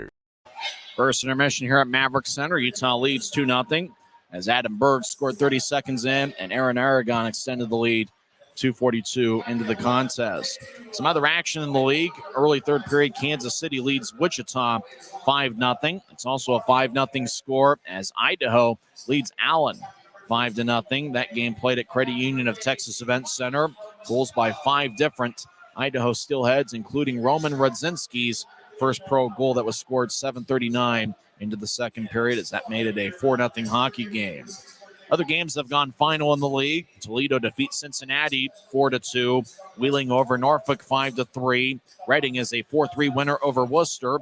Indy defeats Fort Wayne 5-2. It was also a 5-2 final. Savannah defeated Atlanta. In overtime, Adirondack defeated Newfoundland 5-4. Remember, the Grizzlies are going to be in Newfoundland next week for a 3-game series, Friday and Saturday at 3:30 in the Mountain Time Zone, and Sunday, January 7th at 12:30. Orlando opens up a can on South Carolina. 9-1 the final score, and that game was played in South Carolina, as Orlando comes away with a dominating victory. And in overtime, Trois-Rivières defeats Maine 3-2. When we come back, we'll talk some hockey and also talk with Tim Broussard and get his thoughts on what he saw as the Grizzlies got off to the fast start that we were talking about in the pregame show. It's the Grizzlies 2 and the Oilers 0 on the Grizzlies Hockey Network. Since 1939, America First has helped people start businesses, buy homes and cars, and achieve their financial goals. Today, our top priority is still the financial success of you and your family, which is why we're giving new members $100 when they sign up for a basic savings and checking account, and another $100 when they upgrade to premium checking and enroll in and use direct deposit. So head to americafirst.com today and join the credit union that always puts its members first. Welcome back to Grizzlies Hockey, 2-0 Utah. The best hit, as you mentioned during the break, was probably the two Tulsa players colliding over there on the left side. I can't underestimate or can't understate how much that hurts, because neither player is, willing to brace, or, you're accepting that hit, or you're ready for it, and then all of a sudden just blast. And honestly, if you look at especially the first 5 minutes, or first minute of the game, that's kind of how Tulsa's been playing, on their heels, sloppy, sliding on the ice. They can't keep their edges. We were able to take advantage of it and put points on the board because they're struggling at the moment. That's great. Don't expect this to last all game long, but at least we were able to make them pay for the early mistakes. We're talking about the Grizzlies getting off to a fast start. Adam Berg, 30 seconds in, was the Optum first goal of the game scored. Just kind of an innocent-looking backhand shot that I'm not sure that Sukanik was able to see. I don't think so. Looking at the reactions and the after reactions, and anytime you see a goalie go into the scarecrow position, that means that he knows the shot is incoming, and he's just kind of trying to play the angles. I didn't even see that, so I don't even know if he may have been actively anticipating a shot or being ready for it. I just didn't see that. So like I said earlier, we were able to take advantage of yet another mistake. Cody Cron plays hard every shift. He's a great hustle player, and really it was his energy and hustle cutting towards the net and really initiating actions what led to Utah's second goal. Fired a shot, Sukanik made the save, and then Aragon on kind of a drive-by saw the puck in the paint and was able to put it away. We need to get an automotive sponsor. So if you're an automotive sponsor and you're dishing out spark plugs, we need the Cody Caron spark plug, because that's what he's been so far. The games that he's played in, he's had a physical impact, and what that's doing, it's kind of feeding everybody off of that, and that spark, because you don't want to get called out for being a little bit soft and by another one of your own players. Yep. And I think that energy that he's bringing, everybody else is kind of feeding on that, and glad to see that he's able to get that assist. 16-12, we're into the game. We're looking at LeGrone and Stone and everybody else near Tulsa's nets. Meanwhile, on the Grizzlies side, something must have happened to Cranley as he was replaced by Januzzi, and then we saw Cranley in the locker room. Obviously, it was injury-related or illness-related, because Cranley looked outstanding in the first period. He was replaced by Januzzi, who stopped both shots he saw late in the frame. Yeah, something unusual's happened. Now, if it's an equipment issue, maybe he goes in there by himself, but not escorted and all that. So it makes you think, oh, okay, did something happen? I didn't see anything that said, oh, this happened. He rolled his knee, or had a collision with a player in an awkward position. Didn't see that. So I know by design they weren't really in, the intent wasn't going with Januzzi, but he was able to step in and called and doing what he's in. I think he already has 2 saves already. And unless you were sitting next to Utah's net, you probably weren't noticing, because there was all that. I wouldn't call it extracurricular stuff, but that's what it was out there behind Tulsa's net. Yeah, you do that, I got to call you out on that. Shout out Kenny Albert. He used that 15 times a game on TNC. But it's just like we're all looking towards that side there where Tulsa was defending in the first period. And on the other side, Cranley exits and exits stage left, and Januzzi with his brand new green pads coming in net. A little bit of that professional green color, not quite all the way. That is professional green. Definitely sharp, and he's making it look good with it. So I'm happy about that. But hopefully Cranley will be okay and can re-enter the game, because tomorrow's goalie is yet to be determined who that is. So goalie drama again. Well, it wouldn't be a complete game for Januzzi, so it's possible we would have a little bit more energy to go tomorrow, and it is a 3:00 start, so it's not like in past years where it was a 1:00 afternoon start. Tulsa is one of those teams that'll take a lot of shots per game, and they took 15 in that first period. However, 4 of them were considered scoring chances. The Grizzlies had 5 in the first period, so a lot of shots taken out near the blue line, a lot of block shots by the Grizzlies as well in the first. Yeah, okay, so block shots, that was definitely a good point. Saw a lot of going off of body parts and equipment and sticks and heads and whatever else, but that makes sense, because I know we were getting outshot count-wise, but it didn't seem like they really had that many good looks. It didn't seem like anybody was getting loose and, here's a prime grade A chance. But not so much. So that's good that we're able to keep everything pushed out, much like we did in the first period last night, too. And look what that led to, a 3-2 victory. So hopefully this kind of leads in that same channel and go the same way. Getting traffic out in front of the net, that's something the Grizzlies wanted to emphasize here tonight. That was something during the morning skate they were working on as well, quite a bit, those sort of things. What do you expect to see here in the second period? Here's Grizzlies protect this 2-goal lead. Boy, okay, so we've done really good, 1 point to mention, on interior passing. We've had success tonight where last night I think we struggled, and that's led to some of those opportunities and some of the shots coming in close, and being able to get that interior passing and having bodies in front and obstructed view. Well, that's awesome, and that's led to 2 goals so far. I doubt we move away from that. I would like to see us challenge a little bit higher in our defensive zone, get into the passing lanes, and how you do that, the wings step up on the D and you don't concede that shot from coming in. Maybe we can start taking that away, but we have to be mindful that we have a goalie switch for one reason or another, and we also have another game less than 24 hours. So there's a lot of pieces in play, and Ryan Kanasowicz is going to have his plate full. Probably going to divvy up some of those to Christian Horn and see what they can't come up with for a game plan. But I expect a lot of success, a lot of early pressure, and I also expect Tulsa to respond in kind. If Tulsa goes down by 1 more, I guarantee you they're going to have a physical response. Thanks for the time. We'll talk to you second intermission. Thanks, Tyson. That's Tim Broussard, our Grizzlies director of Insiders. When we come back, we'll have second period action as Utah leads 2-0 behind goals from Adam Berg and Aaron Aragon on the Grizzlies Hockey Network. We keep this love in a photograph. We make these memories for ourselves, where our eyes are never closing, our hearts are never broken, and time's forever frozen still.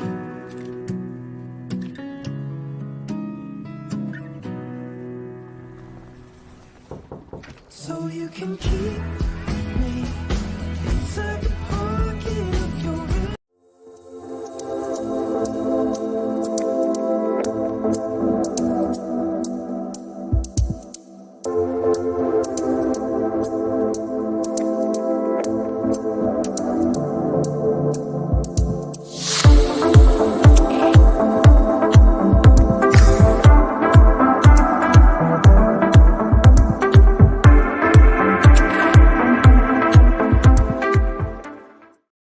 Welcome back to Maverik Center. Utah leads 2-0 as Dante Januzzi stretches as Grizzlies will be skating from left to right as we see it from high top section 114. Your mind's eye, see it on YouTube as Tulsa will be skating from our right to our left.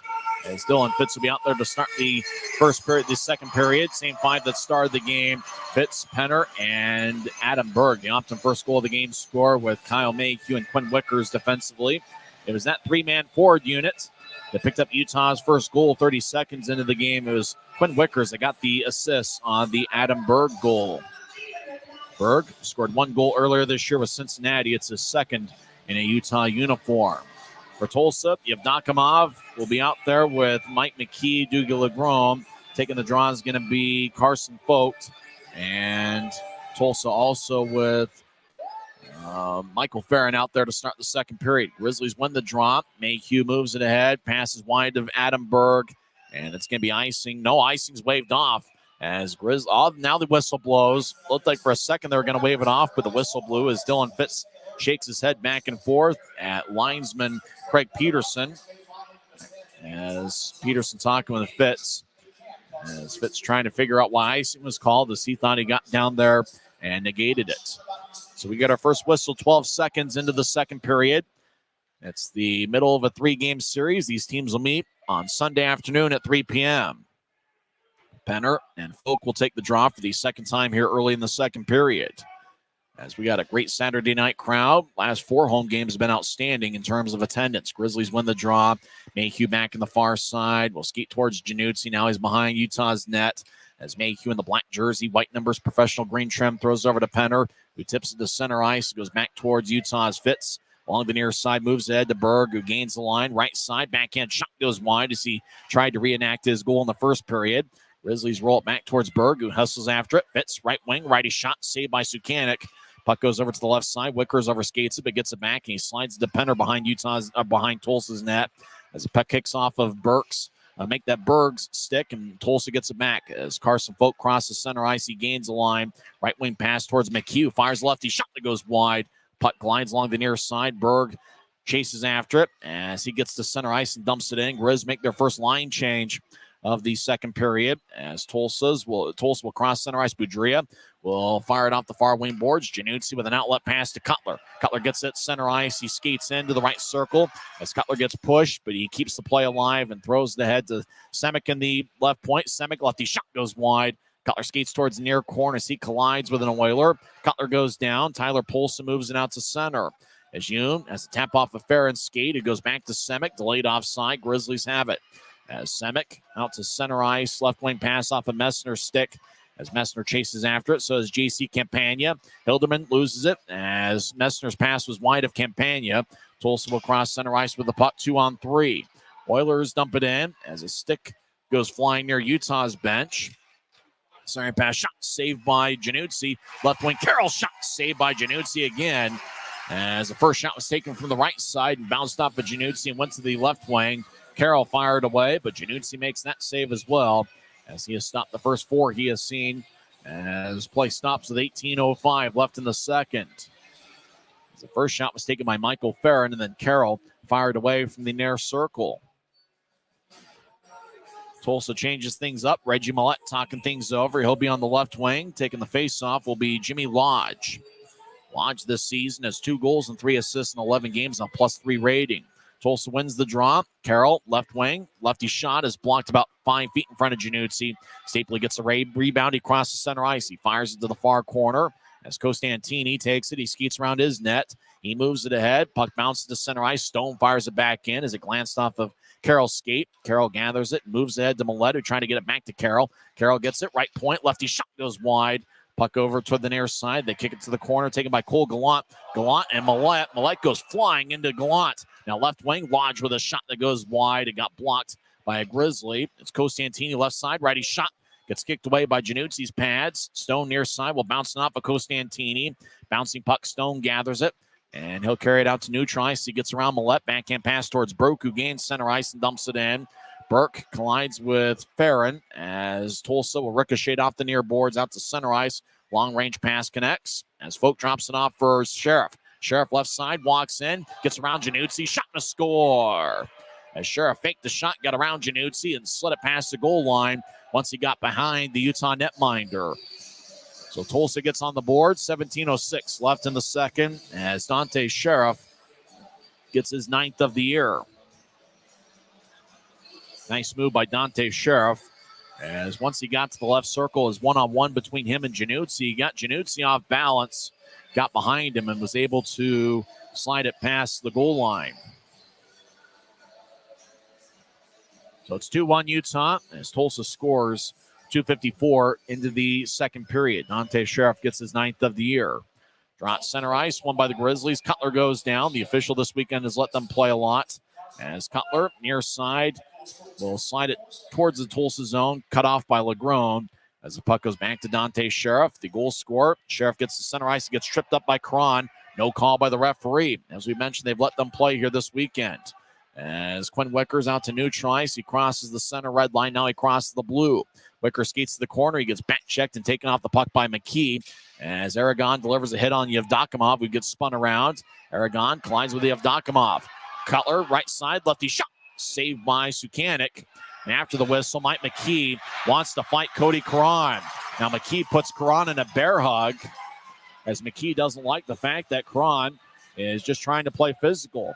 And McKee doesn't agree with it. Cron's like, what am I doing? I'm just playing hockey. McKee's the guy that will lose his cool from time to time. We saw that early in the third period last night.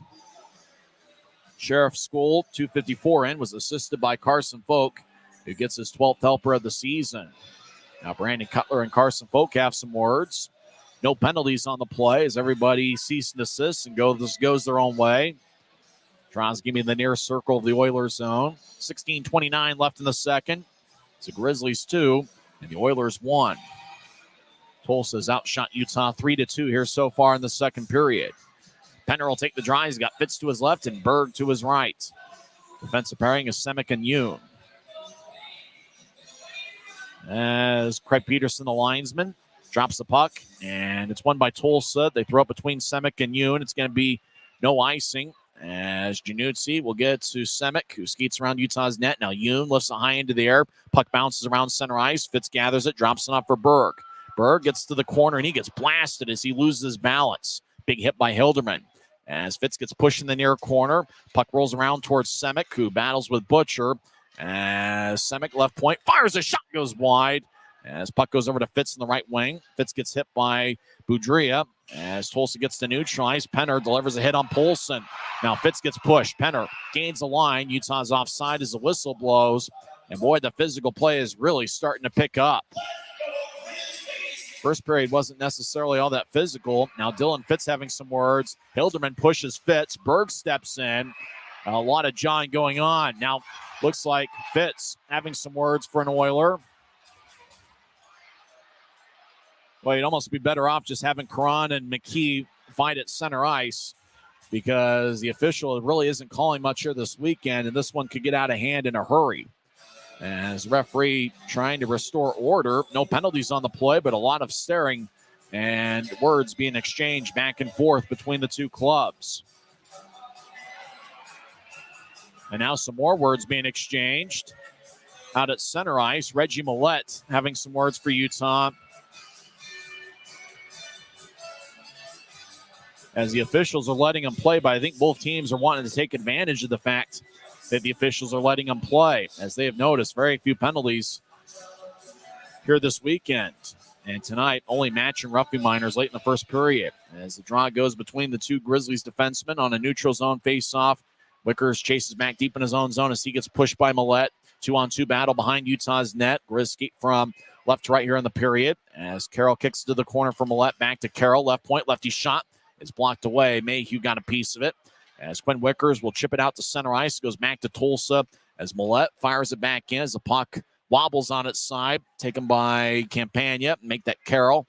As Campagna will chip it away. It bounced off a Lodge and goes to Wickers, who skates around Utah's net.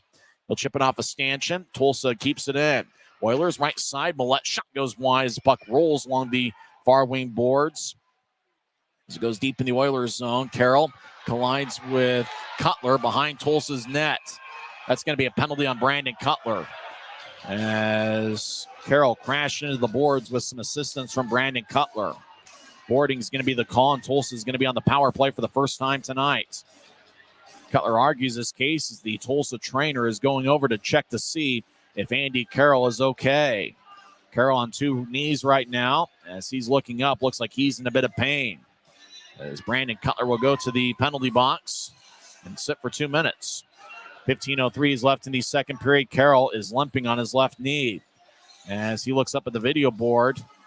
As he just looks at the Grizzlies logo. Carroll's slow to get up. He wants to see a replay, but I don't think he's going to see one. So Tulsa's power play goes to work. They were 1 for 2 last night. They are 19.5% on the season. Grizzlies' penalty kill is 70.4%. As Carroll skating slowly towards the bench. And it looks like he's going to hobble over to the locker room. 2 minutes for boarding. 4:57 into the second period. As Brandon Cutler's in the box. Cutler and Nathan Burke are now tied for the team lead with 39 penalty minutes. As Carroll's left knee crashed along the boards behind Tulsa's net. And as a draw, along the near circle is won by Tulsa. Sheriff gets to Boudrea. Back to Sheriff, over to Boudrea. There's a play catch. Now Boudrea over to the right side as Costantini feeds it to the right. As Tulsa will throw it to the far goal line for Yevdokimov. Now they get down the middle for Boudrea. Toe drag. Lefty shot is blocked away by Gallant's stick as it flies out of play. As there's 14:44 left in the second and 1:41 left in the Tulsa power play. Utah leads 2-1. Tulsa's Dante Sheriff scored 2:54 into the second period to get Tulsa on the board. Gallant will take the draw against Carson Folk. Tulsa wins it as Boudrea over to the left side. It bounced off his stick and goes out to center ice. Tulsa has to reset. Boudrea over towards Costantini, whose brother is a goaltender for the Idaho Steelheads. Up ahead to Sheriff, who's back in his own end as he gets around Costantini. Now Sheriff right wing crosses center ice with speed. He gets around Messner. Drops it off for Folk in the high slot, who glides towards his right. Now it's on the left side for Boudrea. Over to Costantini, high slot.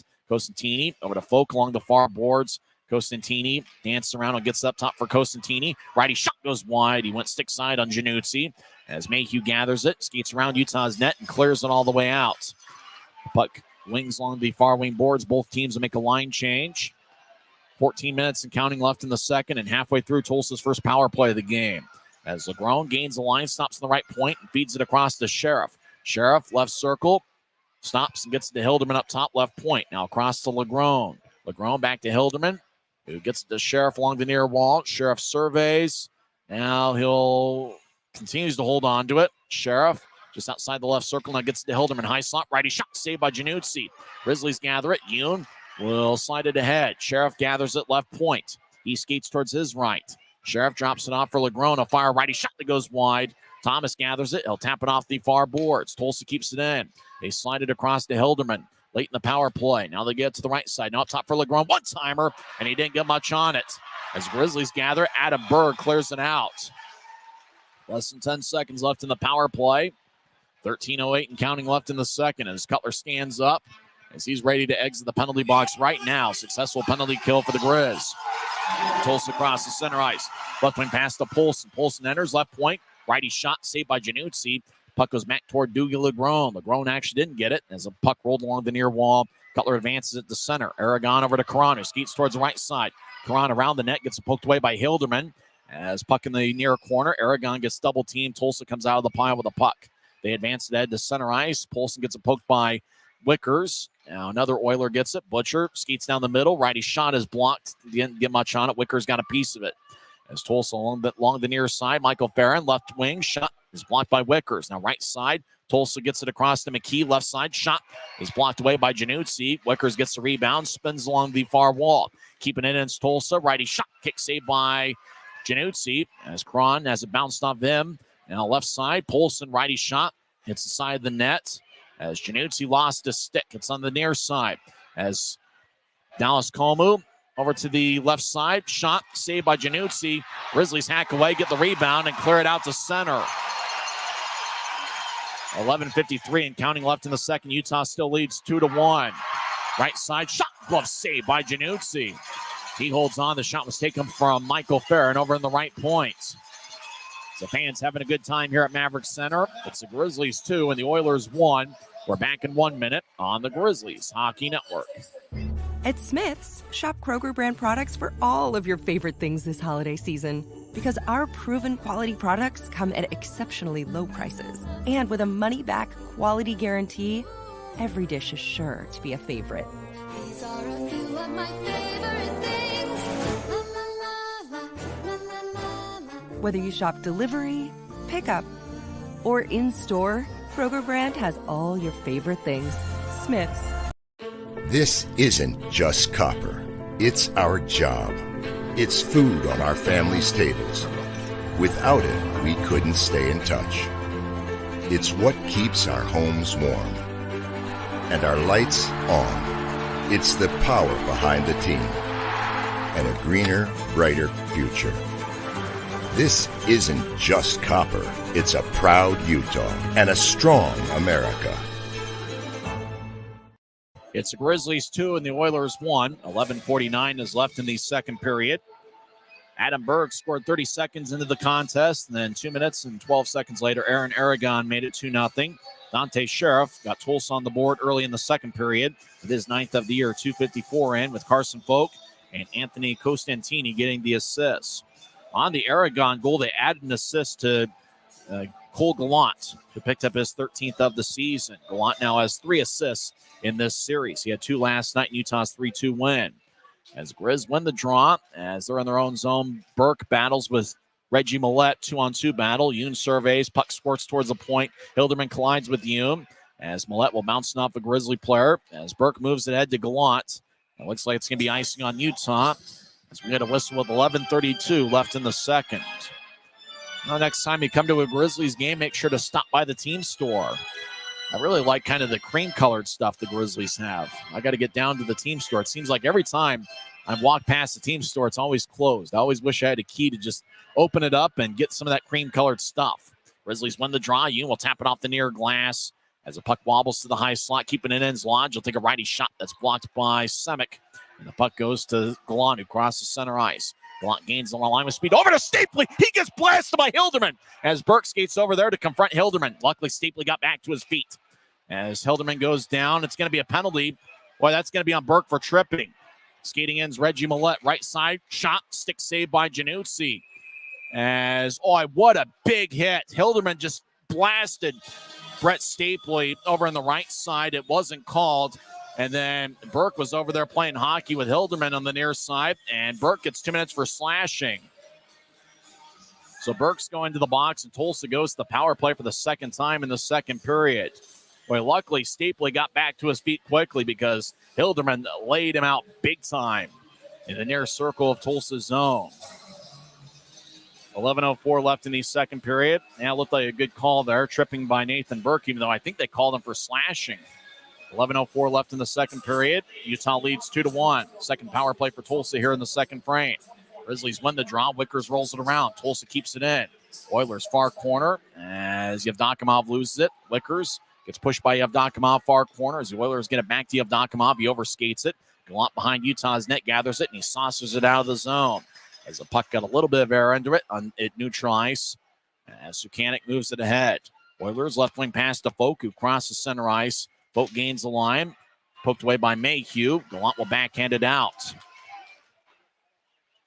1:27 left in Tulsa's power play. 10:30 and counting left in the second. Utah leads 2-1. Tulsa left wing pass to Boudria and feeds it across. Oilers enter the zone. Sheriff gets up top. Right side for Costantini. Make that Boudria back to Sheriff. Right side. Toe drag. Righty shot is blocked away by a stick and flies out of play with 10:14 left in the second. It's kind of funny. They called Burke for a slash, even though it looked like the trip was more of a penalty than the slash. We're about halfway through the scheduled 60 minutes. All 3 of the goals scored here tonight were scored in the first 3 minutes of the period. Utah 2 goals in the first 3 minutes of the first period, and Tulsa 2:54 into the second. As the draw in the far circle, Alec Butcher will take it against Tyler Penner. Butcher's kicked out of the circle. He was kicked out of the circle at least 5 times in last night's game. Farron will take the draw against the Grizzlies Iron Man, Tyler Penner. As the puck is dropped, Tulsa gets it. They get it over to Hilderman in the left point. Bounced off his stick. Hilderman regathers. He gets blasted by Penner. As Tulsa kicks to the right side. As the Oilers feed it up top to Doogie Legron. He'll slide it to Hilderman in the left side. Hilderman directs it to the right side. Now back to Legron. He feeds it to the right side as Tulsa, I think that's Tyler Polson, gets over to Legron. Right side, Legron over to Hilderman, who fakes a one-timer and throws it to the near goal line. As Michael Farron, left circle, gets to the near goal line. Now back to Farron. Give and go. Shot saved by Thomas as it was blocked out in front of the crease. Hilderman left point.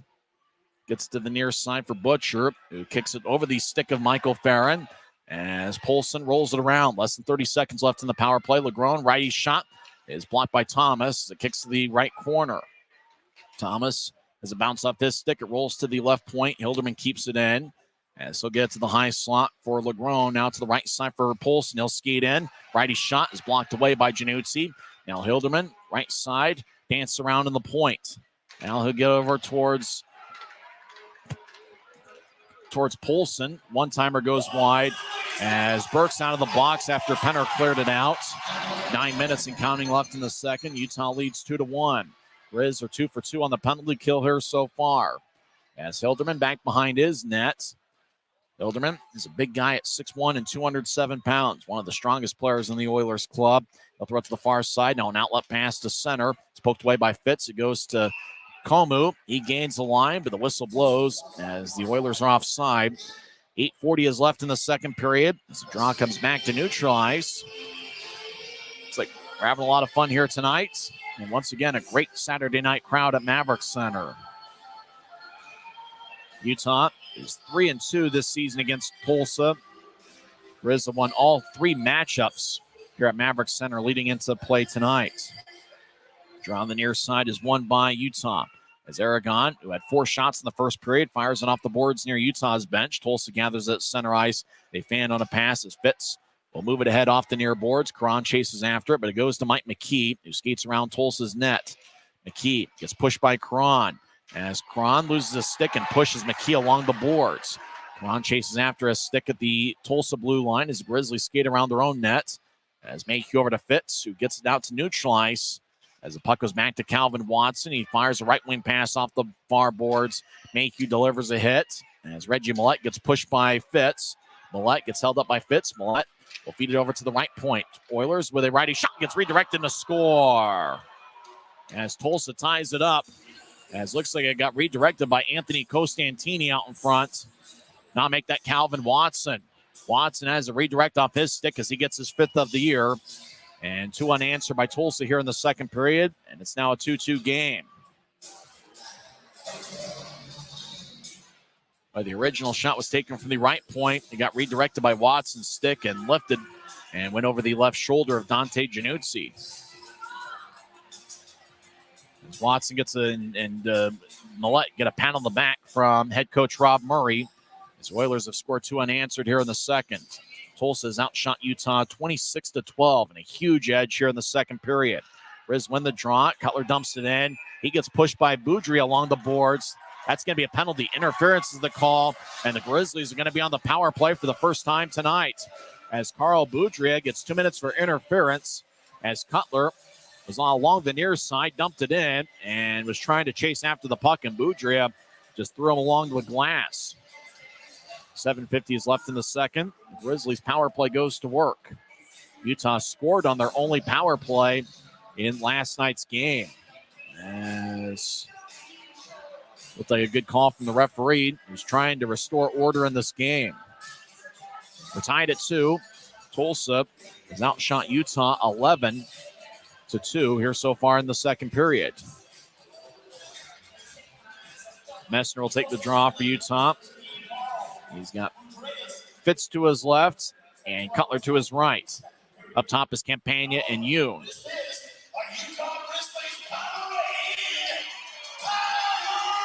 As the linesman finally drops the puck, Utah wins the faceoff. Campagna left point, moves it across to Yoon. Yoon directs it to Cutler, back to Yoon. Now to Cutler, one-timer, saved by Sukanik. He holds on with 7:41 left in the second. On the Tulsa goal that tied the game, looked like Watson got it with the assist going to Millette and Kyler Wall.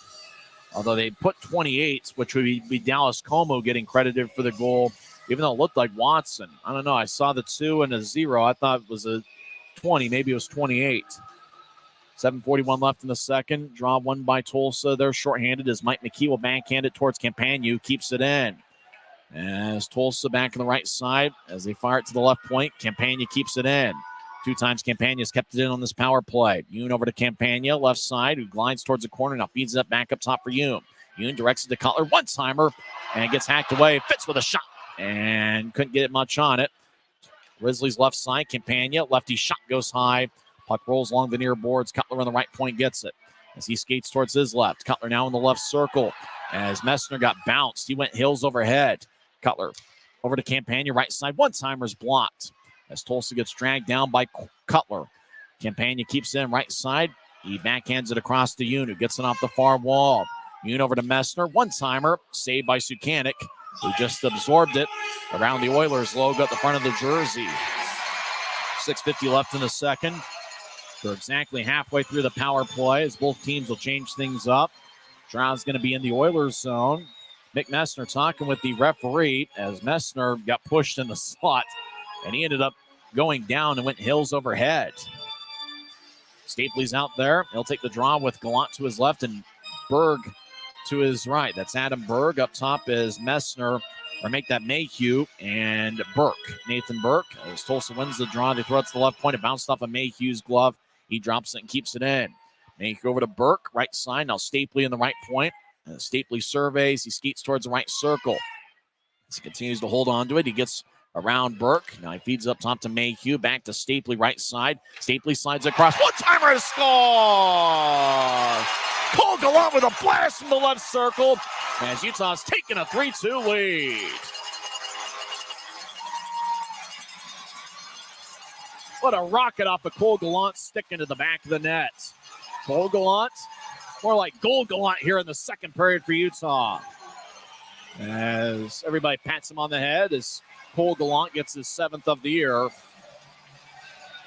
As everybody going nuts here at Maverik Center. Stapley across to Gallant to the back of the net. So both teams have connected on the power play here. As Stapley with the main assist. And for Brett Stapley, that's his team leading 17th of the year. It's 3-2 Utah. We're back to 5-on-5 skating. As Quinn Wickers back in his own end after Utah won the faceoff. Wickers lifts it high into the air as it bounces in the Oilers zone near side. As Cron drops off, Penner delivers a big hit behind Tulsa's net. As Doogie Legrone gets pushed by Penner. Now goes back to Legrone from Yevdokimov. As pass ahead. It's bounced off a Sheriff's stick and it goes into the Grizzlies zone. Wickers gathers it far circle. As Wickers will move it ahead. It goes over the head of Penner. And deep in the Oilers zone, no icing as Legrone chases after it. As Cody Cron, while he tried to light up Legrone avoided him. Diagonal pass, cross ice, goes to Sheriff. He gets it from Yevdokimov. As he's on side, Sheriff gets pushed by Mayhew, but feeds it to the corner. As Yoon slides to Mayhew, or collides with Sheriff. As the puck goes out to neutral ice, Messner will tap it around Hilderman. It goes into the Oilers zone near circle. Campagna collides with Tulsa. As Yoon over towards Campagna. Campagna has a go over his stick. He chases after it behind Tulsa's net. Campagna kicks over to the left side. Cutler, one-timer, saved by Sukanik. 5:22 left in the second period.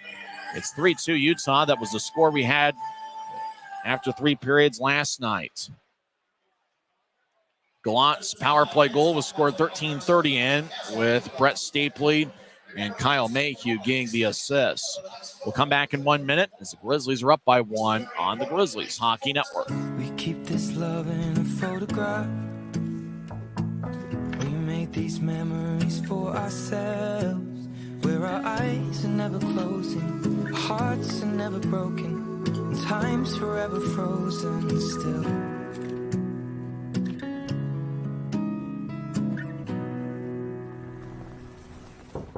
So you can keep me inside the pocket of your ribs.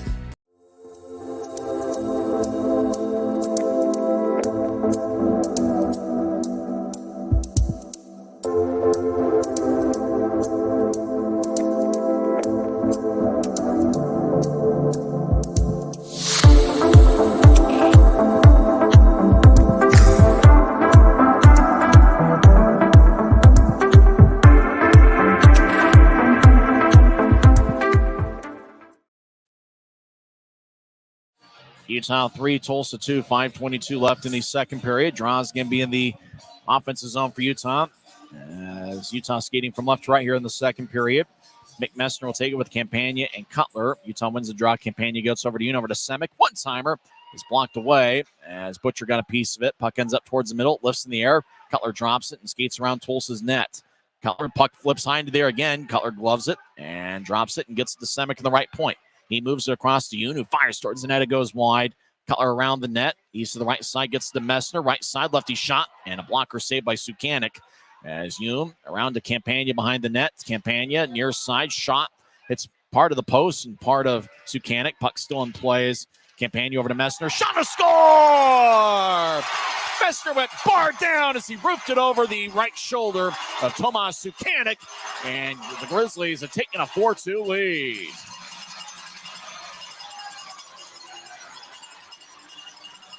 What a beautiful shot by Mick Messner as he got his 9th of the year. For J.C. Campagna, that will be his 4th assist. As the fans here will get fries courtesy of Carl's Jr. by going to the app. Campagna over towards Messner. I believe Cutler's also going to get an assist on that play. As Campagna with a nice pass to Messner. He fired it over Tomas Sukanik. It's Utah 4, Tulsa 2. As Jordan Stone moves out to center ice. It didn't connect. As the arm is raised by the linesman, the whistle blows. Icing was called, even though it looked like Stapley was down there. He's down there quick enough, it was probably an offside. So Campagna gets an assist. And it looks like Brandon Cutler's also going to get an assist, which will be his 10th of the year. Time of goal 15-13 in. As Messner got the goal with Campagna and Cutler getting the assist.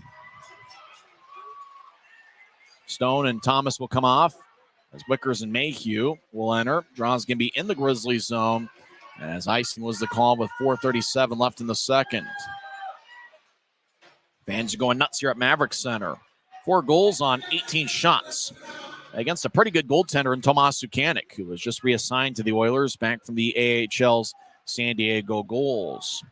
Draws the near circle. Jimmy Lodge will take it. Lodge is standing straight. Stapley's in a crouch position. As the puck is dropped, Utah wins the faceoff. Mayhew over towards Wickers. Wickers lifts it high into the air as it's gloved by McKee near his bench. He'll backhand it in, far corner. As Tulsa kicks it across, Mayhew delivers a hit. Now Burke gets the puck and moves it ahead towards Mayhew across the center. Mayhew over towards Galan, who overskates it. As the arm is raised, delayed offside as Tulsa gets it. As Mayhew and McKee hold each other near Utah's bench.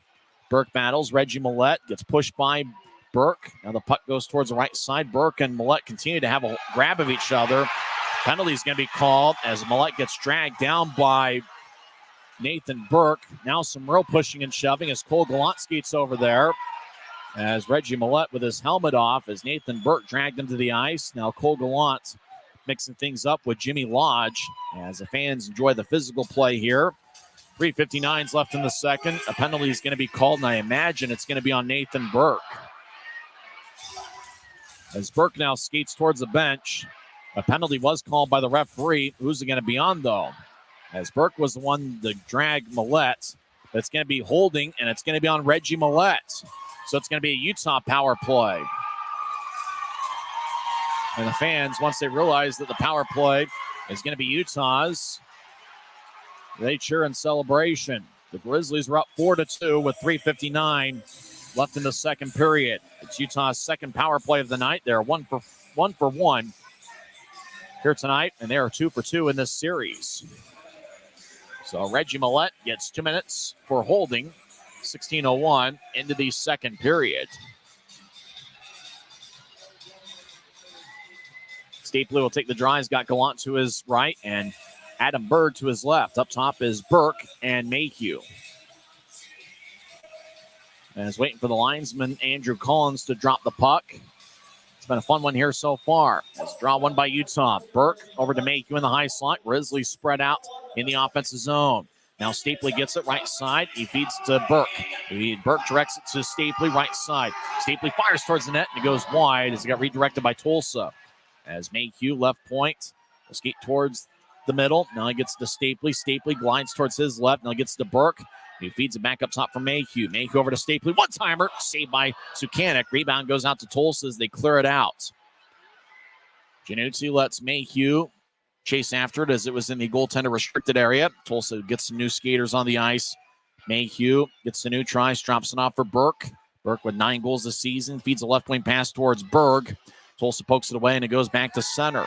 The Oilers cross center and chase after it, but Mayhew gets it back at the Utah blue line. Mayhew back checked by Calvin Watson. Puck goes over towards Messner. Right hands pass towards Campagna. Tulsa gets it. They bounce it off of Messner. Goes back to neutralize. You will back it out into his own zone as Watson will skate towards the bench. I thought Watson had scored Tulsa's second goal, but I guess they gave it to Komu. As Yoon down the middle, right wing pass to Messner across the center ice. Messner gains the line, chips it to the corner, gets around Hilderman. It's Messner. Well, bouncing off an Oiler and Doogie Legrone. Hilderman rolls along the far boards. Campagna keeps it in. Diagonal pass to Yoon, who gets it back to Campagna on the horizontal feed. Campagna, far side, slides it back up top for Yoon. Who gets it to Cutler. One-timer, it hits the bar and goes wide. As Tulsa tried to clear it out, they did, as Yoon tried to keep it back in. But the Grizzlies were offside with 2:24 left in the second. Boy, Cutler on a one-timer from the right side hit the bar, and the iron was unkind. Boy, Grizzlies were inches away from getting a hamburger from Carl's Jr. I might have to head down there after the game if they're still open. It's one of my favorite breakfast spots, too. Get that sausage, egg, and cheese biscuit. Those are outstanding. Draws near the Grizzlies bench at neutral ice. Utah leads 4-2. 2.5 minutes left in the second period. Tulsa wins the face-off, and they clear it out. As Januzzi gets it over to Yoon. 15 seconds left in Utah's power play. As Yoon gets over to Cutler, who skates to neutral ice. Now drops it back off for Yoon in the Grizzlies zone. Yoon left wing feed over to Cutler. Cutler gets around an Oiler and moves it ahead. Messner trying to get to Campagna. Tulsa picks it off. Fitz keeps it in. As Yoon, right side, dances around and take a righty shot. And it's blocked away by Sukanik. As Millette joins the play as Oilers move it ahead. Skating down the middle. And a breakaway's Komu. Skates in, backhand shot. Saved by Januzzi. Right wing shot by Millette goes wide. As Millette kicks it across. It was actually, I think that was Komu who took that shot in the breakaway. As McKee gets up top for Hilderman. Hilderman over to McKee. Was actually Watson on that breakaway. McKee, left wing shot is blocked. Like, for whatever reason, I can't tell 28 and 20 on those jerseys. Grizzlies moving ahead 2-on-2. Fitz gains the line. Skates along the left wing. He'll take a righty shot and hits the post. Hit about the same spot that Cutler's hit. 2 posts by the Grizzlies over the last minute. Millette gains the line along the left wing. He loses. Quinn Wicker's cut in front of him. Corey Thomas takes the puck. 1:12 left in the second and counting. Long-range pass connects. Penner skates towards the right side. Legrone cuts him off. Now Penner gets pushed by Legrone along the corner. As Penner kicks it across, Aragon delivers a hit. As Sheriff's pass towards the middle is picked off by Penner. Penner left wing backhand pass is picked off by Folk. As Folk moves ahead towards Yevdokimov, it bounced off his stick. Now Penner dumps it back in from center ice. As Hilderman around his net. As he gets cut off by Aragon, but Hilderman keeps the puck. Backhand it to center ice. Yevdokimov couldn't get it. As Wickers moves ahead, Aragon couldn't reach it. Now ahead to Folk, who gains the line, drops off for Sheriff, who skates down the middle. Now towards the left side. Sheriff kicks it out in front. Utah pokes it away, and Karan clears it out. No icing on the play. Both teams are able to get a line change in. 26 seconds left in the second. As Millette make that Sheriff cross the center ice, skates down the middle. He gains the line and veers off to the right. Sheriff right side, look to center to bounce off of Yoon's stick. And it goes to Cody Karan, the former Cyclone. Diagonal pass across, skips towards Yoon, who gets it at center ice. Yoon gains the line, but we get a whistle as I think interference is going to be called as the side, and it is. Interference is going to be called on Utah as looked like Tulsa had a guy skating without the puck into their own zone, and Nathan Burke gets 2 minutes for interference. Burke leads the Grizzlies in penalty minutes. Most of them are minors this year. As Burke got tripped up by Costantini. Once again, they call interference, but they easily could have called it a trip. And so Utah goes to the box. 9.9 seconds left in the second period. So Tulsa's power play will go to work here. Obviously, if they don't score late in the second period, the power play will carry over to the start of the third. Utah leads 4-2. During the intermission, we'll go over all the stats and storylines from the first two periods of play. We'll also talk with Tim Broussard and get his thoughts on things. As Utah wins the draw, Mayhew trying to clear it out. Tulsa keeps it in right side. LeGrone skates towards the circle. Righty shot goes wide. Puck glides along the near wall. It goes to Hilderman. As time runs out, as Hilderman will bounce it off the Messner. Gallant says, what was that? As Hilderman's been active here, the Grizzlies are all yelling at Jared Hilderman as they think that Hilderman just took a shot and fired one towards Messner at the buzzer. The referee is pleading for both teams to go to the locker room. But play's been a little bit chippy here in the middle frame as both teams led to the locker room. Luckily, Messner's okay as Hilderman just fired one at the buzzer towards him.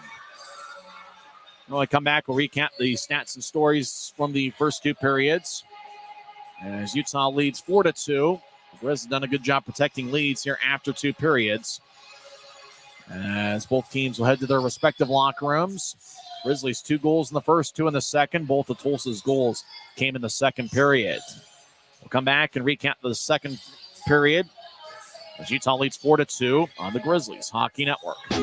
Maverik's new bean-to-cup machines always deliver a freshly ground cup of coffee on demand, so you can enjoy any of our premium roasts at their best, day or night, hot or iced.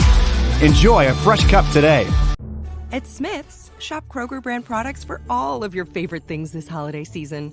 Because our proven quality products come at exceptionally low prices. And with a money-back quality guarantee, every dish is sure to be a favorite.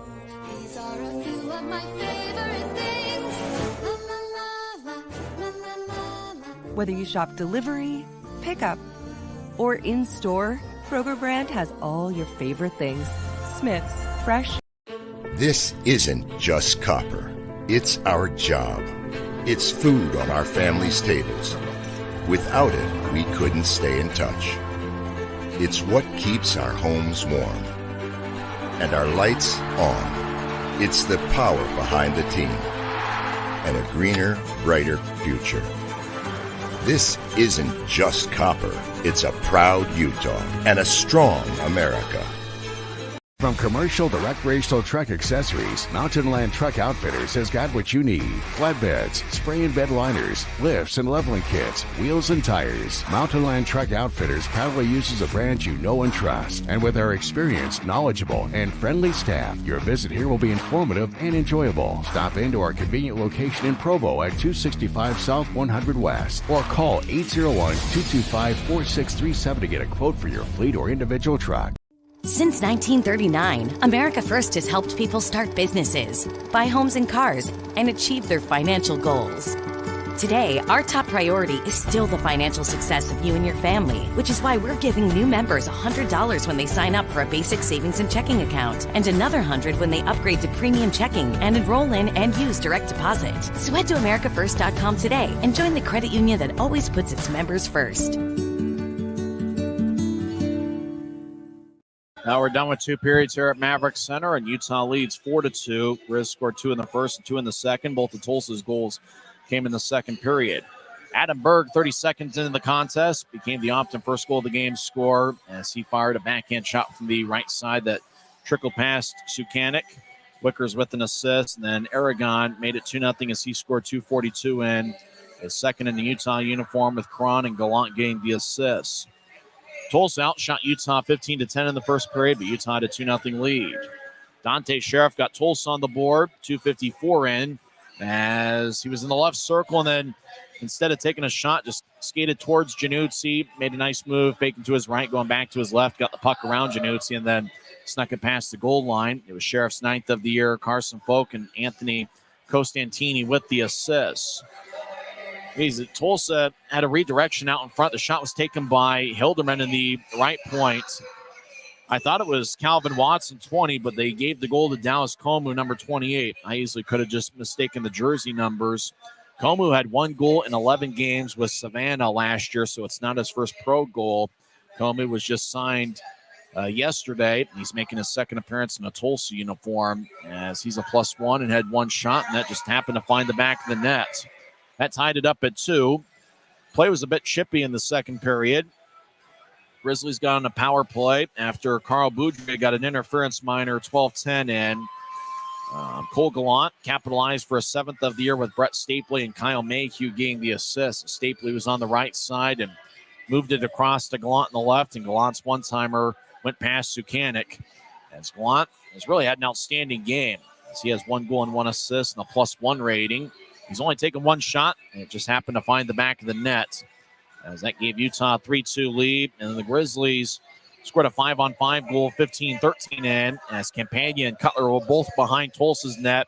Campagna got it to Messner, who was just inside the right circle. Messner fired it top shelf over Sukanik, and that gave Utah a 4-2 lead. Play continues to get chippy even after the second period buzzer, as Hilderman fired one onto Messner, and the Grizzlies were trying to figure out whether he did that intentionally or not.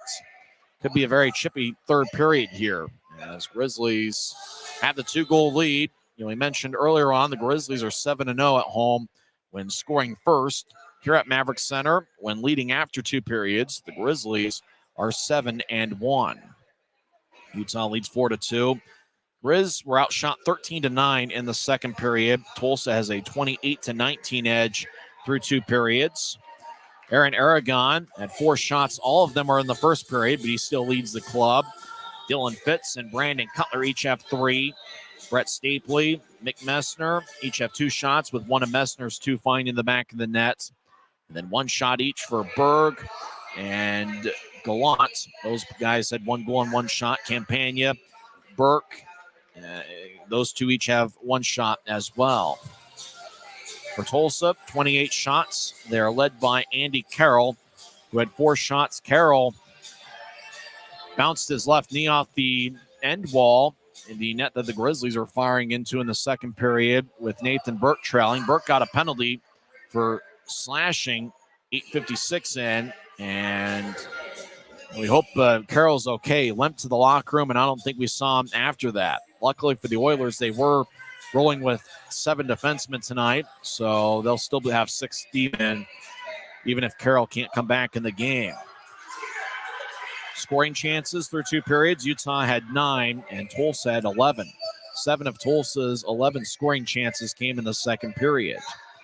Utah's got a slight edge in the faceoff circle, 22-20. Grizzlies have 6 giveaways. Tulsa has 5. It's been a pretty evenly played hockey game, but Utah's got the 2-goal advantage. And, we'll see what happens here in the third. As we mentioned here on Maverik Center Ice, the Grizzlies have done a good job protecting leads. We'll talk with Tim Broussard here in a couple minutes, but let's go over the Mountain Division scores on this Saturday night, as Rapid City leads Iowa 3-2. That game is early in the third period. Idaho defeats Allen 5-1. Roman Radzinski got his first pro goal. That was Idaho's 4th of the night. And Kansas City shuts out Wichita 6-0. We'll come back in 30 seconds and talk with Tim Broussard and get his thoughts on what he saw in the middle frame. A lot happened. Both teams had 2 goals as Utah leads 4-2 on the Grizzlies Hockey Network. We keep this love in a photograph.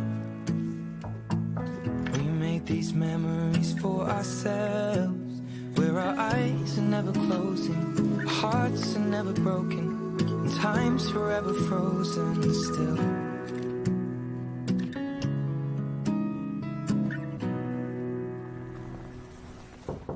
So you can keep me inside the pocket of your ripped.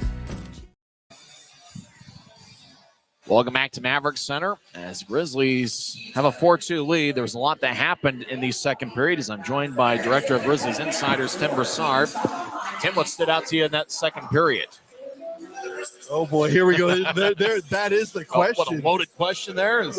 Yeah, okay, so we knew Tulsa was going to come back, and not surprisingly, they did it in a physical way. I'm glad to see by the end of the period we had answered their effort with results of our own. So the ebb and flow, the chess match continues. I'm having fun watching this game. It is a lot of drama, and the Danucci's playing well on a short call. We still don't know what happened to Cranley, and there's so many topics. Yeah, Cranley was not on the bench there in the second period, so he's been in the locker room after either an injury or illness took him out 16-12 into the game. Danucci in 23 minutes has saved 13 of 15. At the 14:30 mark, I went back and I looked. There's a collision down low, and it looks like there's at least some type of contact with his left leg. It totally could be guessing, but after that, he doesn't act the same and doesn't put the same amount of pressure. Twice he does go behind the net, and it looks okay. But then after that, you're right. It cuts away down to the tussle that's happening at the other end of the ice. And the next time that you cut to a Grizzlies goalie and you see who's in, Januzzi's in. Yeah. So I totally guessing, but that's the only thing that I was trying that at least you can see as a result on the video. Saw some power plays in the second period. Utah 1 for 2, Tulsa 0 for 2. What did you see on the Grizzlies penalty kill as well as the power play? Start with the penalty kill. Penalty kill was awesome. Tulsa tried to do the exact same thing they did last night. Work the defense back and forth until they get a shot down the middle. That movement from the player from the outside in at the top triggers the collapse of the players in, and they were trying to do that. They were successful last night. So far, not so much tonight. They've had it on other plays, but not on the power play. So to see the Grizzlies kind of step up in that mid-range and challenge those passes and kind of take away those alleys, it's causing problems. It's not confusing Tulsa. It's just causing problems that they haven't been able to overcome on the power play yet. On the Grizzlies power play, really did a good job. Mayhew, Stapley, and Gallant. Pretty much a three-man game that ended with the one-timer from the left circle. Right, so Stapley's got it over here, and you have to honor his shot, obviously. And so the trigger for that one, it seems to be, is Stapley walking it in. The minute that Stapley goes and starts walking it in, Gallant is literally tapping for it about 7 seconds earlier because he can see that the lane's opening. Millette's out there challenging, and he tries to come over and chooses. He had to choose one or the other. And at that point, Gallant was already in his motion by the time that the pass is over there. And just like that, it spiced the cannon. So it was almost like the pass was really the goal, and the goal was just kind of the culmination of the play. Exactly, because with Stapley in there, Sukanik can't cheat one way or the other. You have to honor that shot. And Millette had to make a decision one way or the other. Stapley smartly dishes it off, and Gallant dumped it in the back of the net. I wouldn't say the physical play has been a full-on wildfire, but it seems like we've had a little bit of simmering there. It seems like things are boiling to a surface a little bit. It's a little bit like that pressure cooker where you didn't put in enough water, and you can start kind of, oh boy. There's a little bit of smoke in the air. Yeah. Literally and figuratively here in the Salt Lake Valley today, by the way. That's true. At some point, you can kind of see that vent, the steam start coming up off the safety relief, right? Well, at some point, that safety relief could be Karan going after any number of Tulsa Oilers out there. I don't know what's going to happen there, but I know the incident with Hilderman and Messner at the end, that's probably not going to go unnoticed and not without a response sometime during the third period. Yeah, but there's smoke, there's fire. And speaking of which, the air is still unhealthy for sensitive groups. So good stuff here in the Salt Lake Valley. Utah's got a 4-2 lead. What have you seen from Januzzi after he replaced Cranley? He struggled a little bit, obviously, coming in, a little bit. The Sheriff goal, I think he wants that one back because Januzzi plays naturally very aggressive, but he really came out and he was still challenging his Sheriff, just made the move and went around and dumped it in. So it was almost like Sheriff knew the scouting report and knew that Januzzi was going to try to cut out the angle and get out of his crease a little bit, and Sheriff decided to walk it in. Yep, and Sheriff being, I believe, a right-handed shot coming over there and tucking it over to his left and then backing in. Yeah, that's going to happen. Honestly, I'm okay with that because it shows that your goalie's being aggressive rather than passive and trying to force a play doing with that. If you go by the statistics and the numbers, you're going to have more success than that than trying to play back on your blue line, or on your own goal line. So I'm okay with that. Januzzi, other than that, controlling his rebounds and doing a really good job of just managing that flow in front of him, including taking his own defenseman out to make a save, doing what you got to do as a goalie to stop the puck.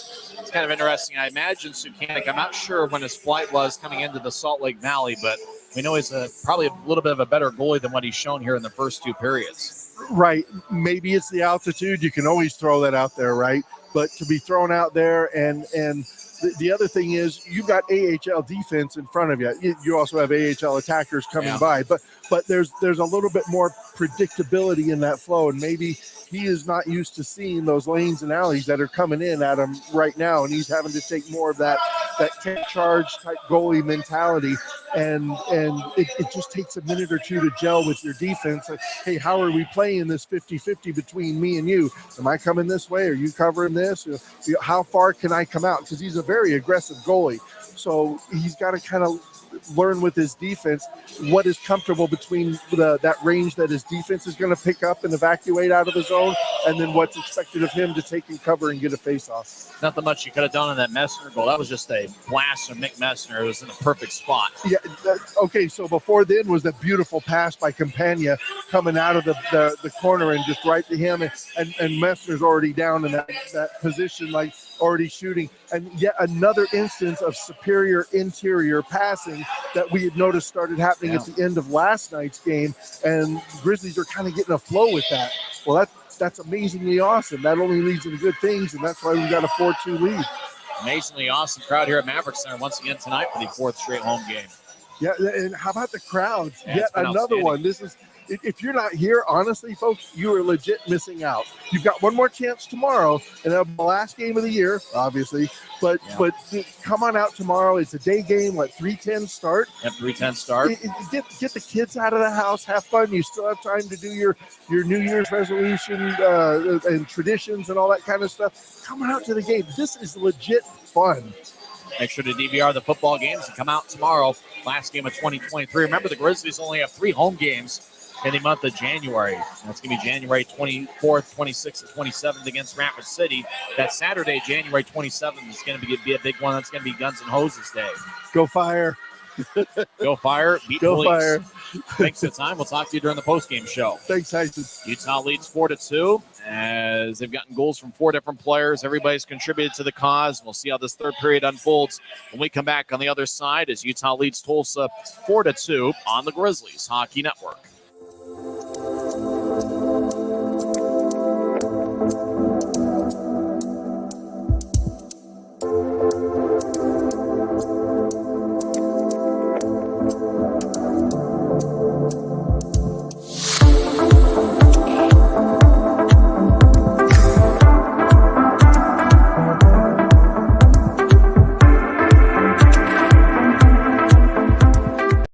At Smith's, shop Kroger brand products for all of your favorite things this holiday season.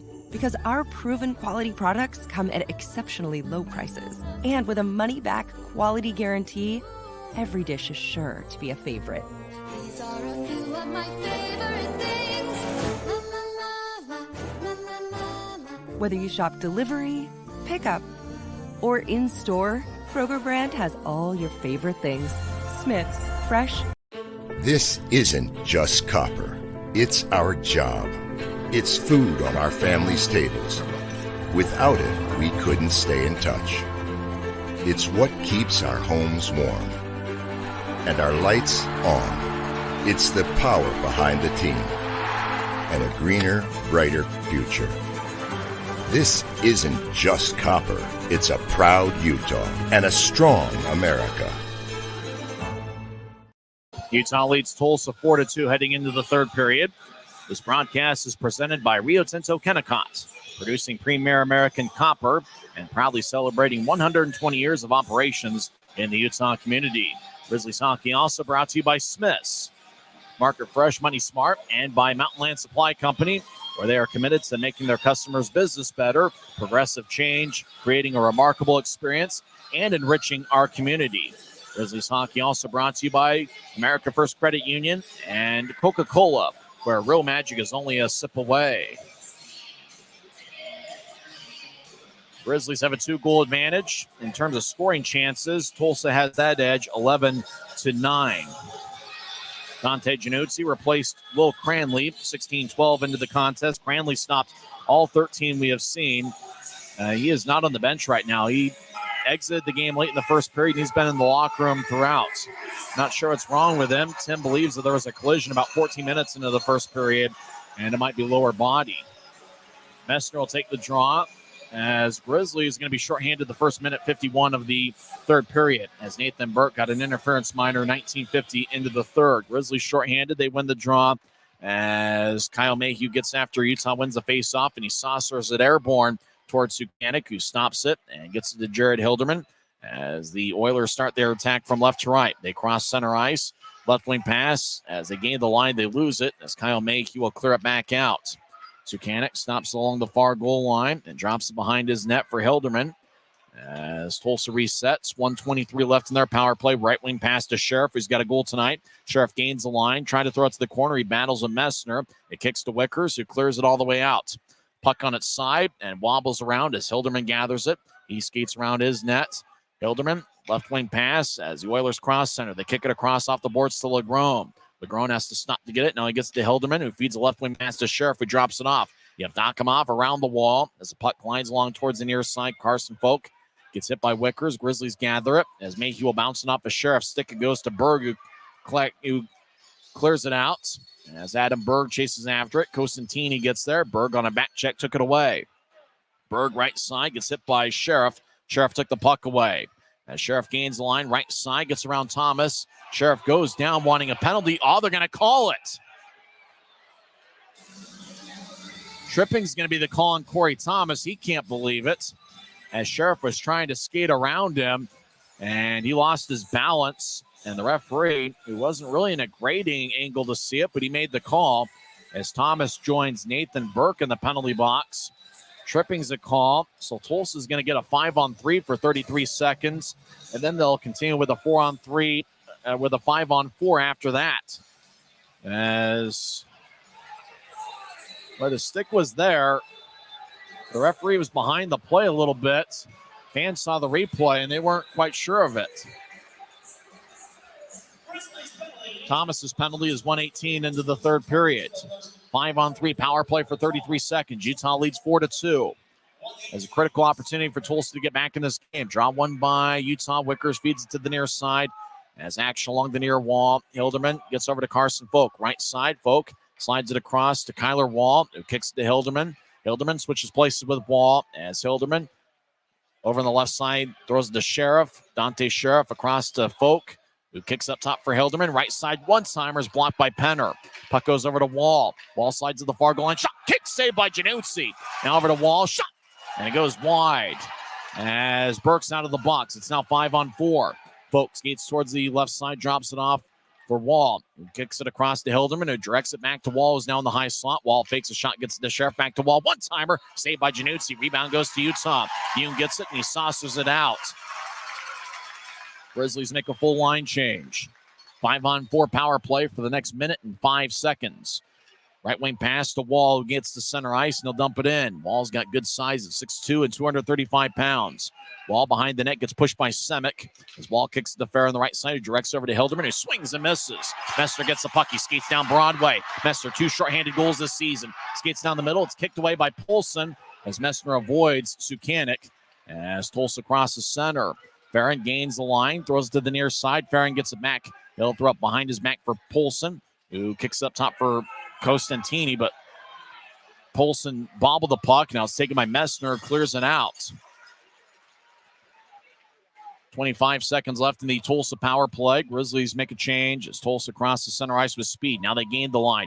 Boudria, one of their faster players, throws it to the left side. Now it gets kicked over as Butcher overskates it.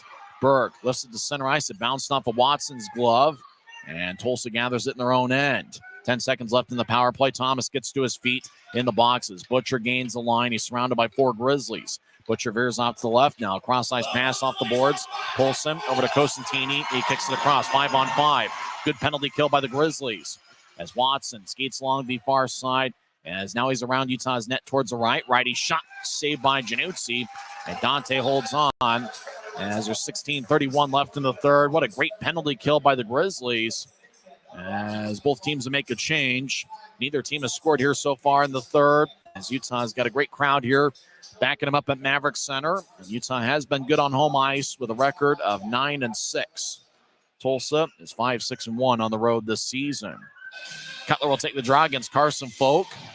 Folk has 5 goals and 11 assists in 27 games. Folk has 1 assist tonight. As Cutler will take the draw. Cutler this evening has 1 assist and has taken 3 shots. Draw one by Tulsa as Dougie Legron has a bounce off of Cutler. 2-on-1. Cutler skates down the middle. Cutler left side. Look to center to bounce off McKee's stick. as Cutler gets it back, rolls it along the boards, and goes back over to Tulsa. Tulsa throws to the high slot. Cutler keeps it in. Cutler skates down the middle, gets around Folk. Cutler lefty shot goes wide as he went low on Sukanik. Mayhew gets blasted by Folk in the corner. Now puck goes over to Dante Sheriff, who loses it. Mayhew near side. Gets it to Stapley, who directs it to Cutler. Sheriff took it away. 2-on-1. Sheriff skates along the right wing. Sheriff centers it, bounced off of Wickers. Puck goes back towards Doogie LaGrome. 2 instances here in the third period of players maybe being a little too unselfish. As Folk, right side, skates around the net. Now he chips it up top. High slot, Hilderman gets the Sheriff. Far side, Sheriff skates towards the left side. He drops it off for LaGrome. He feeds it to the left circle. Lefty shot, saved by Januzzi. Puck goes back to Folk, who feeds it out in front behind his back, and it goes wide. Hilderman looked to center to bounce off a Wicker stick. Pass connects. Tulsa flies into Januzzi. And knowing that Januzzi's the backup tonight, oh boy, that might have been deliberate. I think he flew into Januzzi knowing that Cranley's been out. Colin Lee, the Grizzlies trainer, is going to look after Januzzi. I'm not saying he did it intentionally, but I'm not saying he didn't either. Let's see if we see a replay. Who's the emergency backup tonight? Januzzi's being looked over by Colin Lee, the Grizzlies trainer. Is it Jay Stevens? Is Garrett Metcalf healthy enough to go? He's in a suit in the Grizzlies bench. Januzzi on his side right now. Well, it would be nice to see a replay to see if Tulsa lunged into Januzzi himself or if he got pushed into him. Januzzi's on his side. He's the backup tonight. Will Cranley got hurt. 16-12 into the first period. Januzzi on his side as he got blasted. Now looks like he's going to get on 2 knees and he's going to get back to his feet. As Januzzi, it looked like he's limping a little bit. Januzzi back to his feet as he gets a swig of water with his long hair as he waves it back and forth. The Maverik Center crowd is going crazy. As Ryan Kanasowicz, as hard as in his throw, he got pushed into him. Stapley, Folk got pushed into in the back by Stapley. So Carson Folk just trying to get a dirty, greasy goal, and Stapley pushed him, and Folk ran into Januzzi. As they show the replay, Januzzi limping, but he holds his right arm in the air, almost to say he's okay. So Stapley just kind of nudged Folk in the back, and then Folk ran into Januzzi.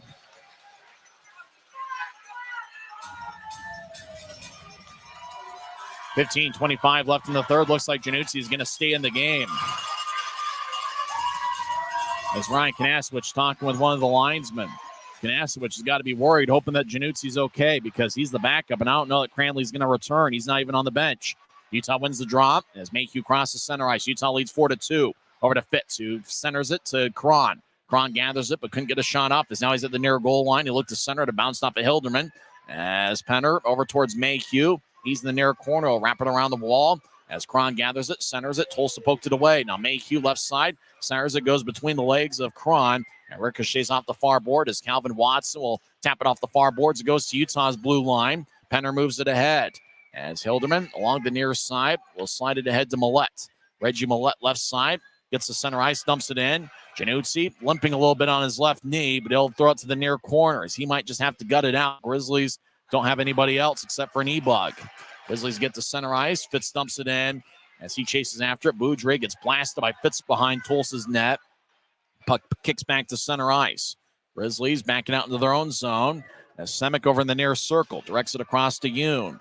Yoon back to Semick, who gets the neutral ice. He'll slide it to the near side for Stapley, who couldn't get the hot pass as he was being challenged by an Oiler. Tulsa skates in. Farron gets hit by Semick. Semick loses a stick. Yoon gathers it behind Utah's net. He'll throw along the near wall for Semick. Semick, the Arizona State product, first full season as a pro, as it's poked away by Poulsen. And goes over towards Stapley, who moves it ahead far side for Gallant. Gallant gets hit by Boudreaux, but Gallant keeps his balance. He skates along the goal line and around the net. Gallant gets held up in the near corner as he collides with an Oiler. Burke in the area as well as Tyler Poulsen has a bounce off his stick. Gallant pushes him. Action in the left point of the Oilers zone. Thomas comes out of the pile with the puck. He gets to Burke left side. Burke trying to center it. It lifted over and goes to the right side. Righty shot. Saved by Sukanik, as his shot was taken by Jordan Stone from the right wing. 13:37 left in the third. Hopefully Dante Januzzi's okay, as Utah leads 4-2 on the Grizzlies Hockey Network. From commercial to recreational truck accessories, Mountain Land Truck Outfitters has got what you need. Flatbeds, spray and bed liners, lifts and leveling kits, wheels and tires. Mountain Land Truck Outfitters proudly uses a brand you know and trust. And with our experienced, knowledgeable, and friendly staff, your visit here will be informative and enjoyable. Stop into our convenient location in Provo at 265 South 100 West or call 801-225-4637 to get a quote for your fleet or individual truck. Mountain Since 1939, America First has helped people start businesses, buy homes and cars, and achieve their financial goals. Today, our top priority is still the financial success of you and your family, which is why we're giving new members $100 when they sign up for a basic savings and checking account, and another $100 when they upgrade to premium checking and enroll in and use direct deposit. So head to americafirst.com today and join the credit union that always puts its members first. It's Utah 4, Tulsa 2, as everybody dancing to YMCA, the timeless classic. These draws going to be in the Tulsa zone. I don't know if it's that much of a classic, but everybody dances to it every time it plays. Stapley will take the draw. He's got Gallant to his right and Burke to his left. Up top is Wickers and Mayhew as Januzzi stays in there, though it looks like he's favoring his left leg. As he's the backup tonight, Will Cranley started. He saved all 13 he saw before leaving, either due to injury or illness. As a draw won by the Grizzlies, Gallant over to Mayhew. He's on the right side. Grizzlies attack as they get to Wickers, left side. Lefty shot, glove saved by Sukanik as he makes it about knee-high with 13:30 left in the third. Cole Gallant leads the way with 1 goal and 1 assist tonight. It's his second straight multiple-point game as he had 2 assists in Utah's 3-2 victory last night. It's been a pretty balanced attack in terms of scoring. Adam Berg and Aaron Aragon scored in the first period. Cole Gallant and Mick Messner scored in the second. Tulsa got second period goals from Sheriff and Comu. Grizzlies win the draw. Wickers around Tulsa's net. He gets it poked away by Legrone, taken by Stapley, who slides to Cole Gallant along the near boards, who backs it out to Stapley. Stapley feeds up top. It goes past Semick and goes Januzzi, far side. Threw it over to the left side, but tries to get back to his net as the pass went wide. Januzzi lumbers back in front of his crease as 13:05 left in the third. Puck on the far side. Kyle Mayhew will back it out. It bounced off the Sheriff. It goes over to Cutler, who gets to center ice and bounces it in as Legrone across to Hilderman. Oilers make a change and move it ahead. It bounced off a Carson Folks stick and flies in the air. It's deep in the Grizzlies zone as Burke throws it around. Sheriff gets up top for Hilderman. Right side. Righty shot gets redirected by Watson. Stick and goes wide. Utah slides to Campagna near boards. Campagna at neutral ice, keeps his head up, crosses center, and rolls it along the boards. Sukanik cuts it off and gets it to Kyler Wall behind Tulsa's net. Wall, the 235-pound defenseman, slides it ahead. Near side, it goes to Calvin Watson, who's got good speed. As Watson gains the line, gets around Thomas. Watson chases it in the corner. Stone chips it ahead. Right point kept in by Wall, who rolls along the wall. As Thomas, far side pun definitely not intended there. As Thomas, 2-on-2 battle, it kicks ahead to Cutler. He lifts it high into the air as it bounces at neutral ice. Skips to Tulsa. Long-range pass connects right side. Jimmy Lodge gets towards the circle, fires a righty shot, and it's blocked away. Now around the net, Watson feeds up top. Boudria across to Costantini. Right side shot is blocked by Penner. Fitz gets it 3-on-2. Fitz crosses center ice, and he lifts it in as Penner chases after it. Penner gets around Tulsa's net towards the far side. Penner centers it to Burke. Tulsa gets a stick in the way as it taps out to center ice. Semick will wrap it around the boards towards the far side. Fitz cuts it off on the right point. Gets it to Berg. Berg, backhand shot, is tapped away by a Tulsa stick. Oilers lift it out to center ice. Semick gets it across to Yoon, who fires it in around the wall towards the near side. As Fitz over there, as Watson bounces it off of Fitz, goes to Berg, who kicks it to the right side for Yoon. Yoon, sharp angled shot, more of a centering pass to Berg. It bounced off of him. Tulsa gathers it. 3-on-2, they cross center ice. Yoon trailing. As it goes over to Polson, left side, he gets around Penner, but Penner poked it away. He slides it to the far side. We get a whistle, and looks like we get a penalty. I wonder if the referee's going to skeet towards center ice. Too many men on the ice. It's going to be on the Oilers. So Tulsa gets called with having too many on the ice with 11:06 left in the third.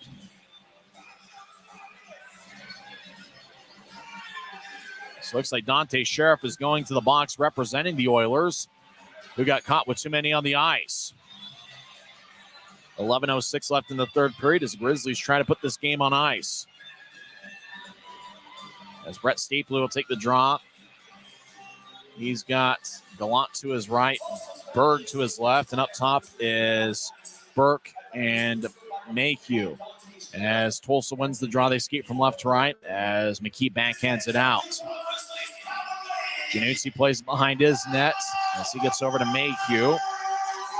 As Grizzlies get to center ice, Mayhew crosses center, skates down the middle. He skates in, chips over to the right side for Stapley. Stapley rolls along the wall as Burke over to Berg behind the net. Berg feeds it to the right side off the boards for Stapley. He gets to Mayhew, directs it back to Stapley. He slides to the right side for Burke, back to Mayhew, over to Stapley, who fakes a one-timer, gets to Mayhew. Mayhew fakes a shot. Now he takes a lefty shot that's blocked. Tulsa gets it and clears it out. Januzzi races over to the high slot, gets it, and outlets it to center ice. Stapley gathers it and gains the line. He centers over to Gallant. Gallant loses the puck as LeGrone was in the area. Tulsa backhands it airborne to center ice. Mayhew moves it across to Burke at center ice. Burke gains the line. He'll dump it in. Nathan Burke collides with LeGrone in the near corner. LeGrone holds him up. Stapley skates back over there along with Dylan Fitz. 3-on-3 battle along the near corner. Less than 10 minutes left in the third period and 50 seconds left in Utah's power play. As Fitz rolls it towards Sukanik, who covers up as the puck stayed in the corner for a good 20 seconds. Grizz will have an offensive zone draw. 45 seconds are left in the power play and 9:51 left in regulation. Fans take up a Let's Go Grizzlies chant. As taking the draw is going to be Mick Messner. He's got Cutler to his right and Fitz to his left. Up top is Yoon, who's played a good game, and J.C. Campagna, who's got 1 assist. As Tulsa over to the near side. Fitz will bounce it up an Oiler. Now goes to Calvin Watson along the near side. Watson clears it out. Januzzi gets it off the backboard and hands it over to Yoon. 30 seconds left in the power play. Yoon over to Cutler. It gets it back to Yoon, who skates down the middle. Yoon directs it to Campagna. Goes off his stick and rolls deep in the Oilers zone as Messner will back it out to the left point for Campagna, who keeps it in. He slides it across to Yoon, who gets over to Cutler on the right side. Cutler back to Yoon. He's in the high slot, back to Cutler. One-timer, and it's blocked away. And Oiler looks like he's hurt. As Cutler, it's Costantini that's down. They get it back up top for Yoon. Across to Campagna. Left side shot is blocked by McKee. Tulsa back at full strength. Pass to Sheriff. Kicks off the skate. Januzzi skates out and outlets it to center ice. Cutler crosses center. Skates down the middle. He gains the line. Lefty shot. Lifts on him and goes out of play as it hits off the protective netting with 8:54 left in the third. Tonight's attendance, 7,346. That's about what the Grizzlies have averaged over the last 3 home games coming into play tonight. Last night was the largest home crowd of the regular season with 7,681. Tonight, 7,346. Draws in the near circle as it's taken by Utah. Cron over to Thomas, left side. He ricochets it off the boards. Aragon fires towards net. It hits the side of it as Penner collides with Butcher. Butcher goes down. Cron left side shot. Bounces off the Sukanik. Polson gallops after it. He crosses center ice, surrounded by 5 Grizzlies. Aragon on the back check took it away. Aragon gets to center ice. He gets around a skater. But Butcher messed up the timing, cutting in front of Aragon as Utah is called for offside with 8:32 left in the third. Well, it's been a fun one here tonight. Hopefully we'll see a good crowd tomorrow evening. Face-off's going to be at 3:10. 2:50 pregame show. Face-off's at neutral ice. Penner will take it. The Grizzlies Iron Man hasn't missed since he first put on a Utah uniform in the 2021-22 season, where the Grizzlies won the division title for the first time in team history. Tulsa wins the draw as they get out to neutral ice. Right wing pass to Sheriff. Sheriff chips it in as Oilers gather it in the right point. Folk Throws it off the backboards. It goes to the near corner as Wickers lifts it. Gloved and dropped by Legrone, who has it tap off a Penner. And it goes to Carson Folk in the right circle. Folk stops near the corner. Now he skates back towards the right point. He centers over to Boudria, who gets it back to Sheriff. He tried to get back to Boudria in the give and go. Puck bounced off a couple skates. It goes to Cody Caron. He crosses center ice. He gains the line and veers off to the left. Caron stops in the left wing, sails it to the right corner where it's taken by Burke, who skates around Tulsa's net. Burke throws it off the wall. Semick near side. Shot saved by Sukanik. He holds on with 7:48 left in the third. As Semick fired away from the left point, Sukanik was able to make the stop with some traffic out in front. And the Tulsa goaltender has done a good job controlling rebounds here for the most part tonight. Gallant, Stapley, and Burke out there with Semick and Yoon. Here late in the third period, some of the fans trying to beat traffic as Utah's got a 2-goal lead. As a draw won by Stapley. As he'll skate towards the corner, he gets tripped up, no call. Puck rolls back towards Mike McKee, far side. He sails it to neutral ice. Burke skates back in. Utah's call for offside as Craig Peterson, the Eagle Eye linesman, spots the infraction as draw comes back towards the Tulsa bench.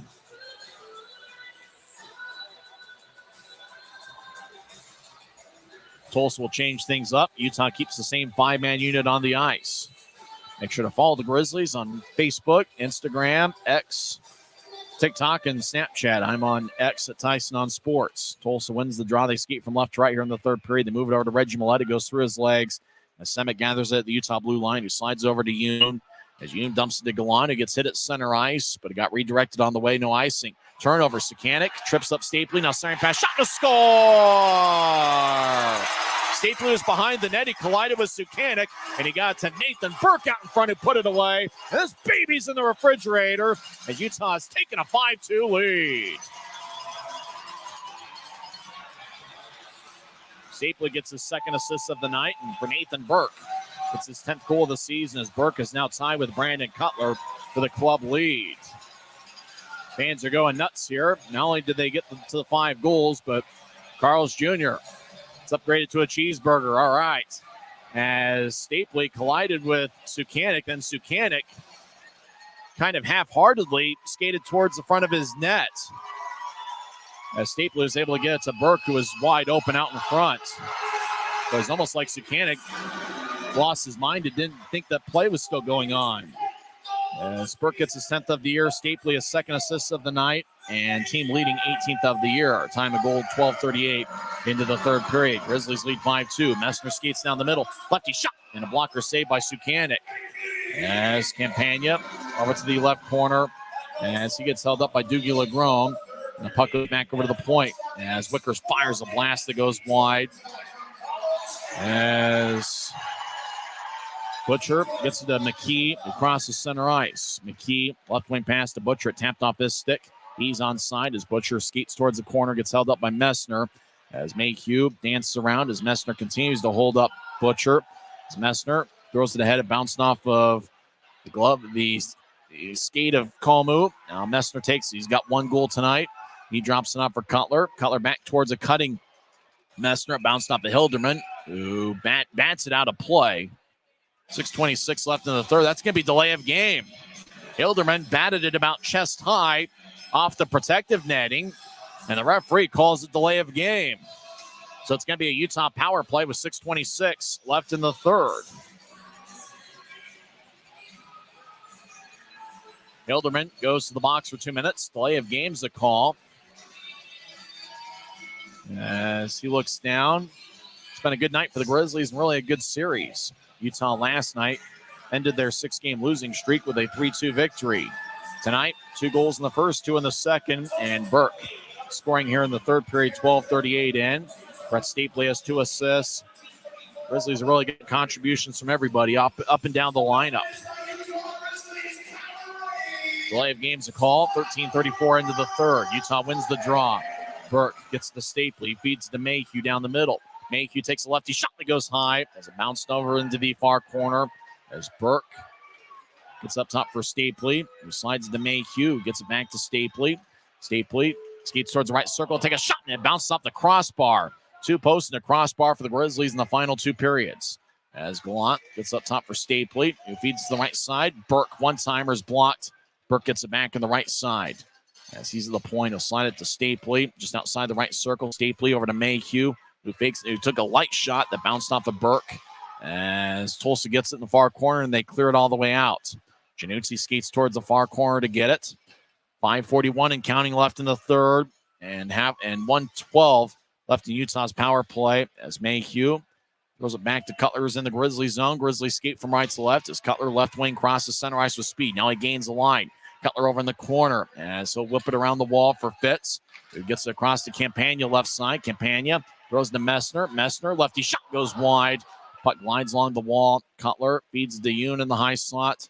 Yoon dances around and take a righty shot, and it's blocked. And that's blocked by Wall. It goes down and hit him on the side as Wall's holding his side as he's skating towards the bench. Yoon back behind his net. 5 minutes left in the third as looked like Michael Farron got away with a slash on Yoon as Cutler gathers it. He'll drop it back off for Yoon, the Colorado College product. Left wing pass back to Cutler, who gains the red line, and he'll whap it around the boards. As puck goes towards the net, Messner, backhand shot goes wide. As Cutler, left side, skates towards the point. Now he surveys. As Cutler gets up top to Yoon. He's in the left point, back to Cutler. Cutler back to Yoon. He'll get it to Campagna. One-timer, he swings and misses. Campagna rolls it along as Fitz looked to center it, and Tulsa took it away. Hilderman's out of the box as he gets the puck near side, and he advances it to center. As the Oilers will carry it into the zone as Dallas Comu stops in the near corner. They'll drop it off for Watson behind Utah's net. Mayhew kicks it back to the corner. Like Kyle Mayhew's played a ton of minutes again tonight, and he's played well. He'll throw it towards the Grizzlies bench as the puck got air under it. And Comu dumps it back in. Watson, far corner, stops. Wickers holds him up. Now the puck goes back to Folk, who centers it out in front. And it's tapped away by Cody Cron as nobody was home for Tulsa. Fitz over to Cron. Pass connects. Cron skates in. Backhand shot goes wide as he got back checked by Hilderman. 3:44 and counting left in the third. As Tulsa along the near side. Polson crosses center ice. And he gets blasted by Aragon. Aragon kicks it to the center ice logo as Tulsa gets to the point. Takes a lefty shot. Saved by Januzzi, who gets to Corey Thomas, who keeps the play alive. Thomas gets tripped up, no call. Puck goes towards the slot. Aragon will lift it back to center. As Boudreau battles with Cron. Cron slashes Boudreau, no call. Aragon near side dumps it in from center ice. As the Oilers back behind their net. As there's about 3 minutes left in regulation. And it's been a very balanced attack by the Grizzlies tonight as they lead 5-2. Goals by 5 different players. As the Oilers get to center ice, Barron lifts it in. Puck ricochets off the backboard. As puck ends up in the near side. Semick moves it ahead. Stapley hits it off the Millette. Millette at center ice battles. Now it goes towards Semick, who tried to brush it ahead. Millette took it away. He skates towards the right side. Gallant loses his stick. Millette in the right corner. Gets dragged down by Gallant. Looks like Millette got dragged down by the hair. And it's going to be a penalty as Gallant didn't have a stick, and he just dragged down Reggie Millette. 2:37 left in the third period. Utah leads 5-2. We're back in 1 minute to find out how this one ends on the Grizzlies Hockey Network. This isn't just copper. It's our job. It's food on our family's tables. Without it, we couldn't stay in touch. It's what keeps our homes warm and our lights on. It's the power behind the team and a greener, brighter future. This isn't just copper. It's a proud Utah and a strong America. From commercial to recreational truck accessories, Mountain Land Truck Outfitters has got what you need. Flatbeds, spray and bed liners, lifts and leveling kits, wheels and tires. Mountain Land Truck Outfitters proudly uses a brand you know and trust. And with our experienced, knowledgeable, and friendly staff, your visit here will be informative and enjoyable. Stop into our convenient location in Provo at 265 South 100 West or call 801-225-4637 to get a quote for your fleet or individual truck. Mountain Land Truck Outfitters. Cole Gallant gets a 2-minute penalty. Holding's the call. I think he dragged down Millette by the hair, if I saw it right. As Gallant didn't have a stick when he committed the infraction. Draws in the near circle. Utah leads 5-2. Tulsa does have a shot edge, 33-26. Grizzlies get it, and Mayhew skies it into the Oilers zone. Tulsa resets, skating from left to right here in the third period. As Tulsa gets it to the near side, as Butcher crosses center, throws the wall, dumps it in. Wall blocked a shot about a minute ago, but he hasn't missed a shift. As Butcher bounds behind the net, as Butcher kicks out in front, Messner gathers it, and he saucers it all the way towards Sukanik, has a bounce off him, and goes into the crease. Fans were thinking maybe it would have bounced off of him and into the back of his own net. Right wing pass to Sheriff. 2 minutes of madness here at Maverik Center. As Sheriff over to the right side, rolls it along the wall. As Legrone hustles after it to keep it in, he feeds it across the wall, who directs it to Sheriff. Sheriff has a goal tonight, and he'll throw it towards Komu. Near goal line, shot saved by Januzzi. As Wall gets pushed by Aragon and rolls along the wall. As it goes back towards Wickers, who feeds it all the way across. It went past Dante Sheriff. Grizzlies make a line change. 1:32 and counting left in the third as this baby's in the refrigerator with Utah up by 3. As Legrone, near wing pass to Sheriff, who gains the line slowly. He stops in the point, trying to get to Polson. Thomas picks it off, and he sails it down towards Sukanik. Sukanik, so far, stopped 21 of 26. 1:12 left in the third. As Tulsa gets back to neutralize with good speed. Oilers gained the line. Carl Boudreau, one of their faster players, stops in the point. He guides it across to Sheriff. Sheriff toe drag, shot. Flies off of Thomas, is sticking out of play. 1:01 left in the third. So it's going to be a Grizzlies victory tonight. They will have won each of their first 2 games of this series. Although early in the third period when Januzzi was down after he collided with Carson Folk, well, you could have heard a pin drop until Januzzi got back to his feet. We're not sure what's wrong with Will Cranley. I think he suffered an injury late in the first period and hasn't returned. He hasn't even been on the bench. Grizzlies win the face-off. They clear it out. 53 seconds left in the third period. As the Oilers throw it to the far side. Pass doesn't connect, but it goes to another Oiler as they cross center ice. Right wing pass to Polson, who gets to the line. He's along the near wall. Polson surveys. And he gets up top to Legrone, who directs it to the left side. Slide it back to Legrone. Grizzlies back at full strength as Polson. Right side, righty shot goes high off the glass. It rolls along the far wing boards in the Oilers zone. Gallant collides with Boudreau. Both guys hold each other as Gallant. Now puck goes to the right side. Grizzlies have it. Cutler down the middle. Lefty shot. Glove saved by Sukanik. 21.2 seconds left in the third. As Cutler was all alone and had all the time in the world to think about it, and he could have had some more time to think about it and just fired it right into Sukanik's glove. I've heard different ways to say the Tulsa goaltender's name. The San Diego Ghouls pronounced it Sukanik. That's the team he most recently played for, so that's what we're going to go with. In juniors, though, it sounded like every broadcaster called him Sukanik or something like that. Or Sukanik. I don't know. Tulsa wins the draw. They throw it out to center ice. Puck kind of wobbles on its side. And it's going to be icing with 14.2 seconds left in the third. It kind of more skipped along the ice towards Januzzi than wobbled. His draw is going to come back towards Sukanik. As what a crowd we had tonight. 7,346. And that's about the average attendance the Grizzlies have had over the last 4 home games.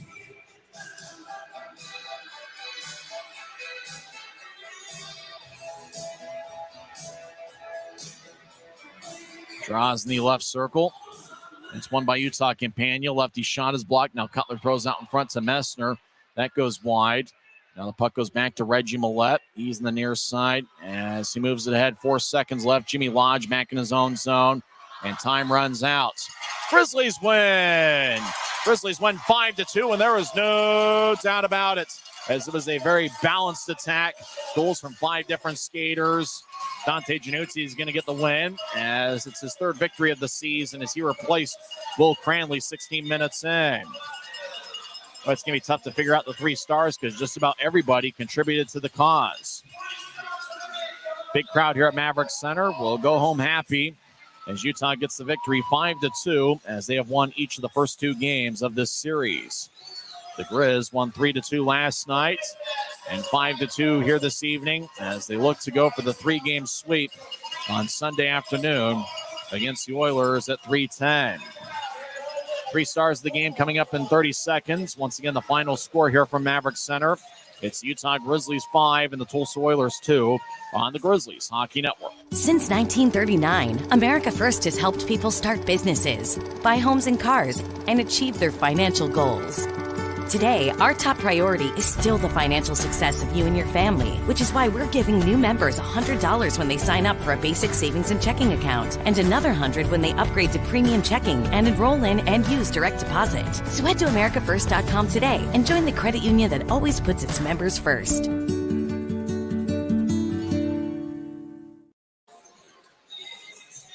It's the Grizzlies 5 and the Oilers 2.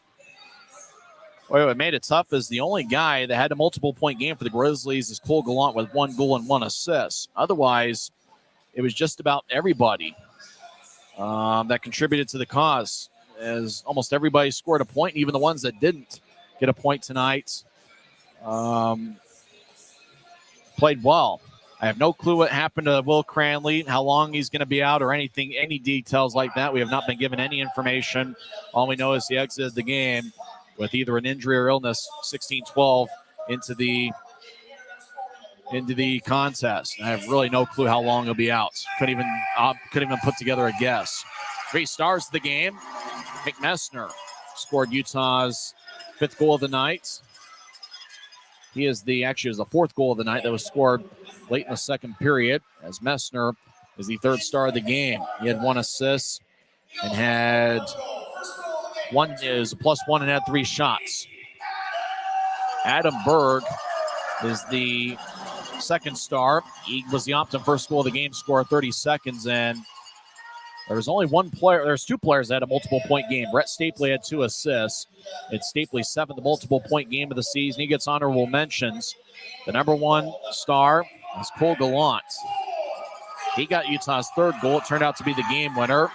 Gallant had 1 goal and 1 assist. He was a +2 and had 1 shot. So for both Gallant and Stapley, they have 2 straight multiple point games here in the homestand, as Gallant had 2 assists last night, 1 goal and 1 assist tonight. And for Brett Stapley, last night he had 2 goals and 1 assist, and Stapley with 2 assists this evening. Stapley got an assist on the Gallant goal, which turned out to be the game winner on the power play, 13:30 in, and then Stapley fed Nathan Burke after Stapley collided behind Tulsa's net with Sukanik. Oddly enough, Sukanik didn't put together any sort of effort to get back in front of his net to try to intercept any centering pass and shot that came after it, almost like he had thought play had stopped. But Burke was able to put it away for his 10th of the year, as Burke and Brandon Cutler are now tied for the team lead, as each have 10 goals on the season. Let's recap the scoring. We'll talk with Tim Broussard later on in the post-game report. Adam Berg got Utah on the board 30 seconds into the game, with Quinn Wickers getting an assist. And Berg is the Optum first goal of the game scorer, as he fired a backhand shot from the right side that snuck past the stick side of Sukanik.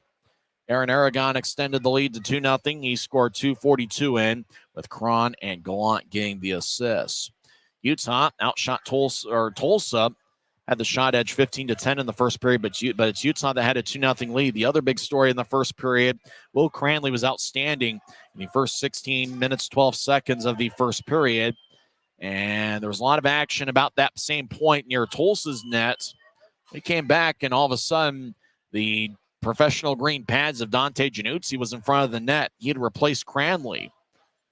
Cranley was not on the bench at any point after that. We have absolutely no clue whether it's injury, illness, anything like that. Tim Broussard thinks that he saw Cranley, collide with somebody, and maybe its lower body somewhere around 14 minutes into the game. We're not sure. We've got no information that really can tell us what happened. We have absolutely no clue how long he'll be out. Dante Januzzi replaced him, and he ended up stopping all but 2. Januzzi saved 19 of 21 to end the contest in the final 43 minutes.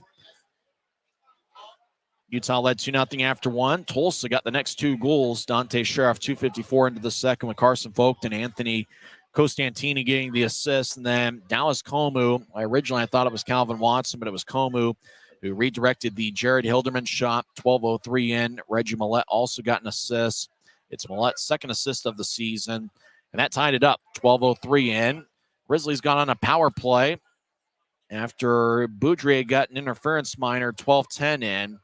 And that was actually 7 seconds after Tulsa's second goal of the game. That gave Utah power play. And the Grizzlies really worked the puck around pretty well. Mayhew was mostly in the high slot, got it to Stapley on the right side. Stapley across to Gallant. And I haven't seen Gallant score on one-timers much this year, but he fired a blast. That was past Sukanik. 13:30 in. That turned out to be the game winner, as Gallant was the number one star of the night. He ended the evening with 1 goal and 1 assist, as Utah took a 3-2 lead. Later in the second period, Campagna fed it out in front to Messner, and Messner went top shelf over Sukanik to make it 4-2. Messner was the third star of the game. Campagna and Cutler with the assists. Utah led 4-2 after 2 periods. Tulsa had a 13-9 shot edge in the second frame. In the third period, Utah led the shot count 9-6. The only goal scored in the final frame was Nathan Burke's 10th of the year on kind of an odd play. Sukanik was behind his net. He collided with Stapley.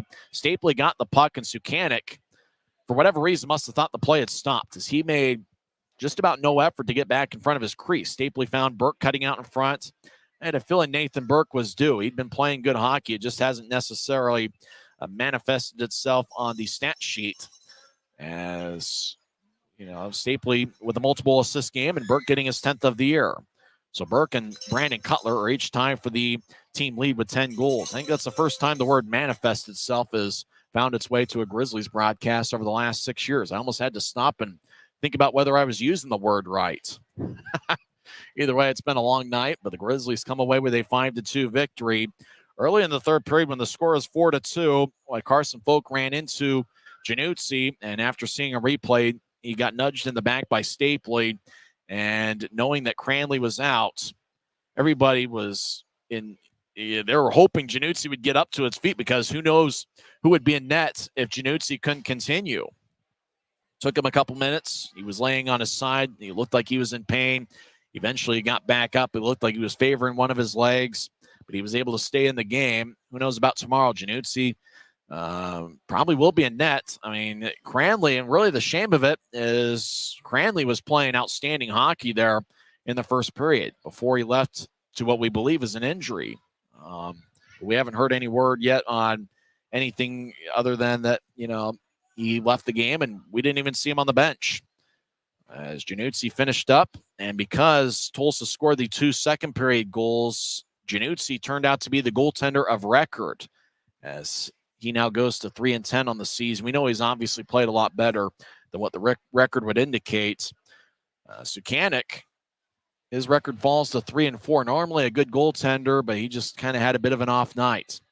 As Utah's now won 2 in a row, the Grizzlies, they're now 10-6 at Maverik Center this year. Now, obviously, it's been a different story on the road, but the Grizzlies have done a great job protecting home ice, as they have now outscored opponents 56-47 here at home this season.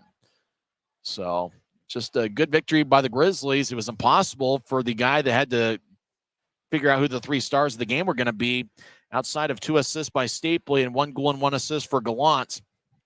There was a ton of guys who had 1 point tonight, either 1 goal or 1 assist. So it's one of those things that, and I think that's really when the Grizzlies are going to be at their best this season, is when they have that balanced attack, where they're getting all 3 forward lines to contribute. They're even getting something out of the extra forwards that are on the 4th line.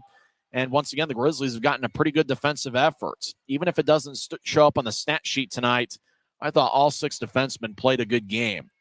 As Utah comes away with a 3-goal victory, they go for the sweep tomorrow afternoon. 2:50 pregame show, 3:10 face-off here on the Grizzlies Hockey Network. When we come back in 30 seconds, we'll talk with Tim Broussard to get his thoughts on what he saw tonight, as the Grizzlies are victorious this evening, winning 5-2 here on Maverik Center ice.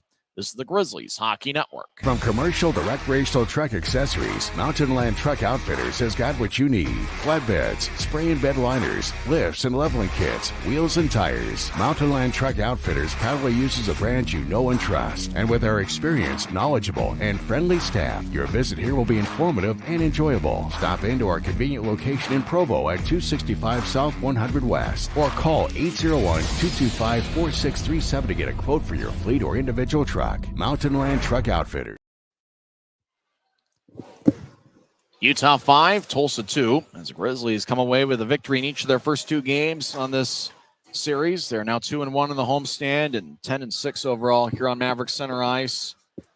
I think the good thing for the Grizzlies, having that 2-goal lead going into the third, is that there really wasn't much that happened in that final period, except for that weird play where Stapley collided with Sukanik, and then Stapley was able to kick it out in front to Burke. The odd thing, though, is it didn't look like Sukanik put much of an effort to get back in front of his crease there, which kind of was odd. It almost looked like he thought the play was over. Remember how I was talking in the second period, the communication and the connection that you have with your defense that hadn't, and that was it. I went back and I replayed that just so that I could see that section, and it looks like there's a total disconnect. The defense are looking back, okay, the goalie's got it and is going to do something with it, and the goalie's like, okay, by default I play it back and let my defenseman with the sticks take it and do whatever they're going to do, and then they just have this void of incoherence or decision, and came back and bit him in the butt. As a goalie, I am guilty of such assumptions, but that's what happens when you have bring in a goalie, just put him in there, no communication, not familiar with the defense, and those kind of things happen. I think the fun thing about tonight, just about everybody contributed. There was only 2 players that had a multiple-point game, even though the Grizzlies had 5 on the board. Yeah, and the looks were good. And the notes even coming into the second intermission is, the iron was unkind, but we were getting really good looks. And we had 3 posts tonight in the final 2 periods. Gosh, right. It sounded like a cash register, a Carl's Jr. cash register. We got, the free cheeseburgers. It's almost like the Westwood One broadcast, a Shopify fact of the game, and they got one of those cash registers that rings. There you go. Cha-ching. So we got to come up with the Carl's Jr. tune or, something like cha-ching. But and the nice thing about it, it wasn't like one person playing Superman that you could arguably shut down. It was everybody, and then even the role players from last night, Stapley and Cutler having a huge portion of tonight, and it was nice to see the score sheet just littered with ones everywhere. So nowhere to focus on other than that was a high quality team win. I think for the rest of the season, that's going to be how the Grizzlies are going to have to win, is that sort of team effort, because you don't necessarily have individual superstars. You got guys that, are pretty good all-around players like Stapley and Cutler, and it's going to have to be a team effort really on a night-in and night-out basis. Well, even in net, Cranley goes down for something, and Januzzi may not be feeling the best. I don't know, but he comes in and he fulfills his duties, admirably. And my favorite save is taking out the defense. I've had to do that before, and you get that point, well, it's ultimately my responsibility. And so he took out half of a zip code right in front of the net and cleared it and was successful. So everybody had a role to play, and they stepped up and filled their role, and they were preparing and they were prepared to fill in the role of another teammate if necessary. It's a good thing Januzzi was able to get back up early in the third period, because I have no clue who the emergency backup would have been. Metcalf was in a suit behind the bench. I don't know if he'd have to go in. It's a good thing we didn't have to find out whether, what the option would have been had Januzzi not gone back in there. Yeah, we played earlier at the Maverik Center on the ice, and there was no way I was going to get my gear. I'm like, yeah, you guys are on your own. I'm done. You'd already gotten your fill out there. Yeah, I'm done with that. But the point is, we had support, we had puck support, we had team support. Everybody bought into it. Yeah, it's easy to talk about it like this on a 5-2 win, but darn it, we haven't had a whole lot of, coming into this series, there weren't a whole lot of reasons to be joyous, and darn it, we found one. So now we're going to be joyous about it. And regardless of what happens tomorrow, the Grizzlies get a series victory. They go for the sweep tomorrow. I imagine Januzzi will be in net for Utah. And once again, we have no clue what happened to Cranley. As we're actually looking at the other side, as there was a lot of pushing and shoving going on. And then while we were looking over on the left side, Cranley just kind of snuck out stage right. And before you knew it, we were seeing Januzzi stretching out a little bit as he entered the game. Yeah, and if you see the Flow Sports broadcast, or you see the same thing. Everything's focused down here, and the only thing I went back, maybe somebody else can correct me. There was a little bit of I want to say entanglement. There's some contact that happens somewhere in the 14-minute mark, and it appears, being a goalie, that he doesn't put the same pressure on the lower body afterwards. It appears. Don't know if that's the case. either way, we were lucky to have Januzzi just come in and clean up the rest of it and get the win. Crowd filing out of here, and another great crowd, 7,346 at Maverik Center. As over the last 4 home games, Grizzlies have averaged just a little bit more than 7,300 per game. What a great effort by the Grizzlies fans in getting out here tonight, and a great effort by the Grizzlies as the fans left. They headed home happy, and they got their money's worth, it felt like. Absolutely. So the team held up their bargains, guys. So they made the first 2 games. Everybody else out there, you owe us a seat here, right?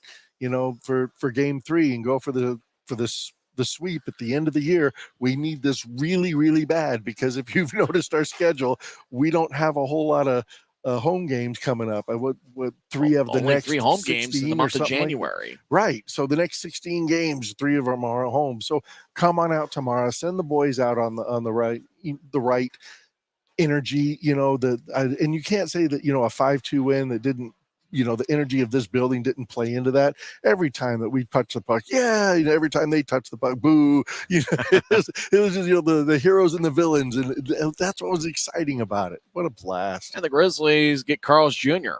Go to the Carl's Jr. app. I think the code is UT Grizz, number 486. UT Grizz 486. You can redeem in the app, and with the 5 goals tonight, get a free burger. Can't beat that. Now that sounds. We were waiting 1, 2, 3, 4. There's the 4th one. Do we get a 5th? Yes, Carl's Jr.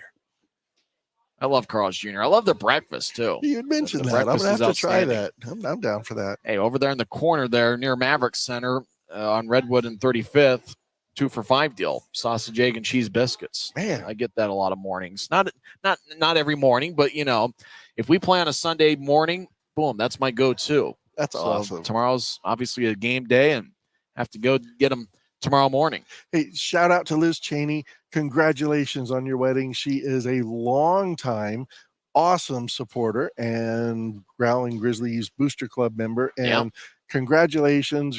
Our hearts go out to you. That's super exciting. Yay. We love you. Great that she got married today, and the Grizzlies were able to come away with the victory. And I think there was also a lot of referees in attendance tonight, not just among the 7,300, but I guess there are people that were our actual referees that attended tonight's game outside of the 3 officials we saw on the ice this evening. Yep, they were over in section 107 and up in the Golden Corridor, and so went up there and hung out with them, and we all kind of just talked about some of the interesting calls that were or were not being made in the second period, but overall, I don't think that special teams were the make or break of the deal. They were a contributing factor, but I think, going back to your point of team win, everybody contributing, that was the recipe for success. And I will say, with as much struggles as the Grizzlies have had on the penalty kill, that's a big positive tonight. Utah was 5 for 5 on the penalty kill, which that's huge. I know one of the power plays was late after it was 5-2, but a penalty kill really came up big for the Grizzlies tonight. Yeah, and which is good because we haven't had the numbers to show much success behind that. So going forward, I'm excited to see that, and I like the way, especially in the second period on the PKs, the way that we were taking away that middle part of their offensive ice. That anytime that they were coming through there, not only was it congested, but the ice was contested, and they had a really hard time getting the passes through. And I think that's kind of what led into that success for our PK squad. It may be an NFL Sunday, but DVR the football games and come on out and enjoy the final day of the 2023 calendar year as Grizzlies try to end the calendar year in style. And remember, the Grizzlies only have 3 home games in the month of January, so get your tickets to UtahGrizzlies.com and enjoy some Sunday afternoon hockey with us at Maverik Center. Well, we're about to wrap things up. Any final thoughts here before we leave? If you're coming to the game tomorrow, bring a broom. Let's sweep these guys. Just in case. I don't want to just in case. Knock on wood. Just, why are you bringing that broom in? I don't know. We got to do a little bit of cleaning here at row 15. If they let you bring the broom in, who knows? I don't know. Or bring a duster, just something to indicate to Tulsa that, you're facing a sweep. Tomorrow, yeah, absolutely. And you know what? We need those points. And getting it done in regulation, I'm just fine with that. Let's, we talked about it last night. Denying them points is the same as having to earn one later in the year. So if we can take out Tulsa and start incrementally working our way up the Mountain Division. We're at the bottom. And I heard our good friend Jared Dane's going to be in attendance tomorrow. I imagine he might sit behind Tulsa's bench and have a few words for Mike McKee and company over there. I did not know Jared's going to be over. Oh, that'll be fun. Craig, you hear that, Craigers? So, Craig Handy, maybe he'll show up too. Maybe we'll get a party going. He might have been a Saturday night goer. Who knows? Sounds awesome. And if the Cowboys play, the Cowboys play tonight, so it's possible maybe he'll be here tomorrow because he'll obviously tonight be watching the Cowboys. I have no clue what happened in that football game. I guess I'll have to go downstairs and find out. Sounds good. Well, that'll wrap things up here from Maverik Center as the Grizzlies come away with a 5-2 victory. They were led by 1 goal and 1 assist from Cole Gallant and 2 assists by Brett Stapley. Adam Berg was the second star. He had 1 goal. McMessner had 1 goal, and Cole Gallant is the number 1 star of the game. Well, we hope you enjoyed the broadcast. Time of game was 2 hours and 26 minutes, and a great crowd of 7,346. We're here at Maverik Center to see the Utah Grizzlies defeat the Tulsa Oilers for the second straight night. It was 5-2 this evening. Last night, Utah won 3-2. Grizzlies go for the sweep on Sunday afternoon. 2:50 pregame show, 3:10 face-off here on the Grizzlies Hockey Networks. For Tim Broussard, I'm Tyson Whiting, and it is what it is.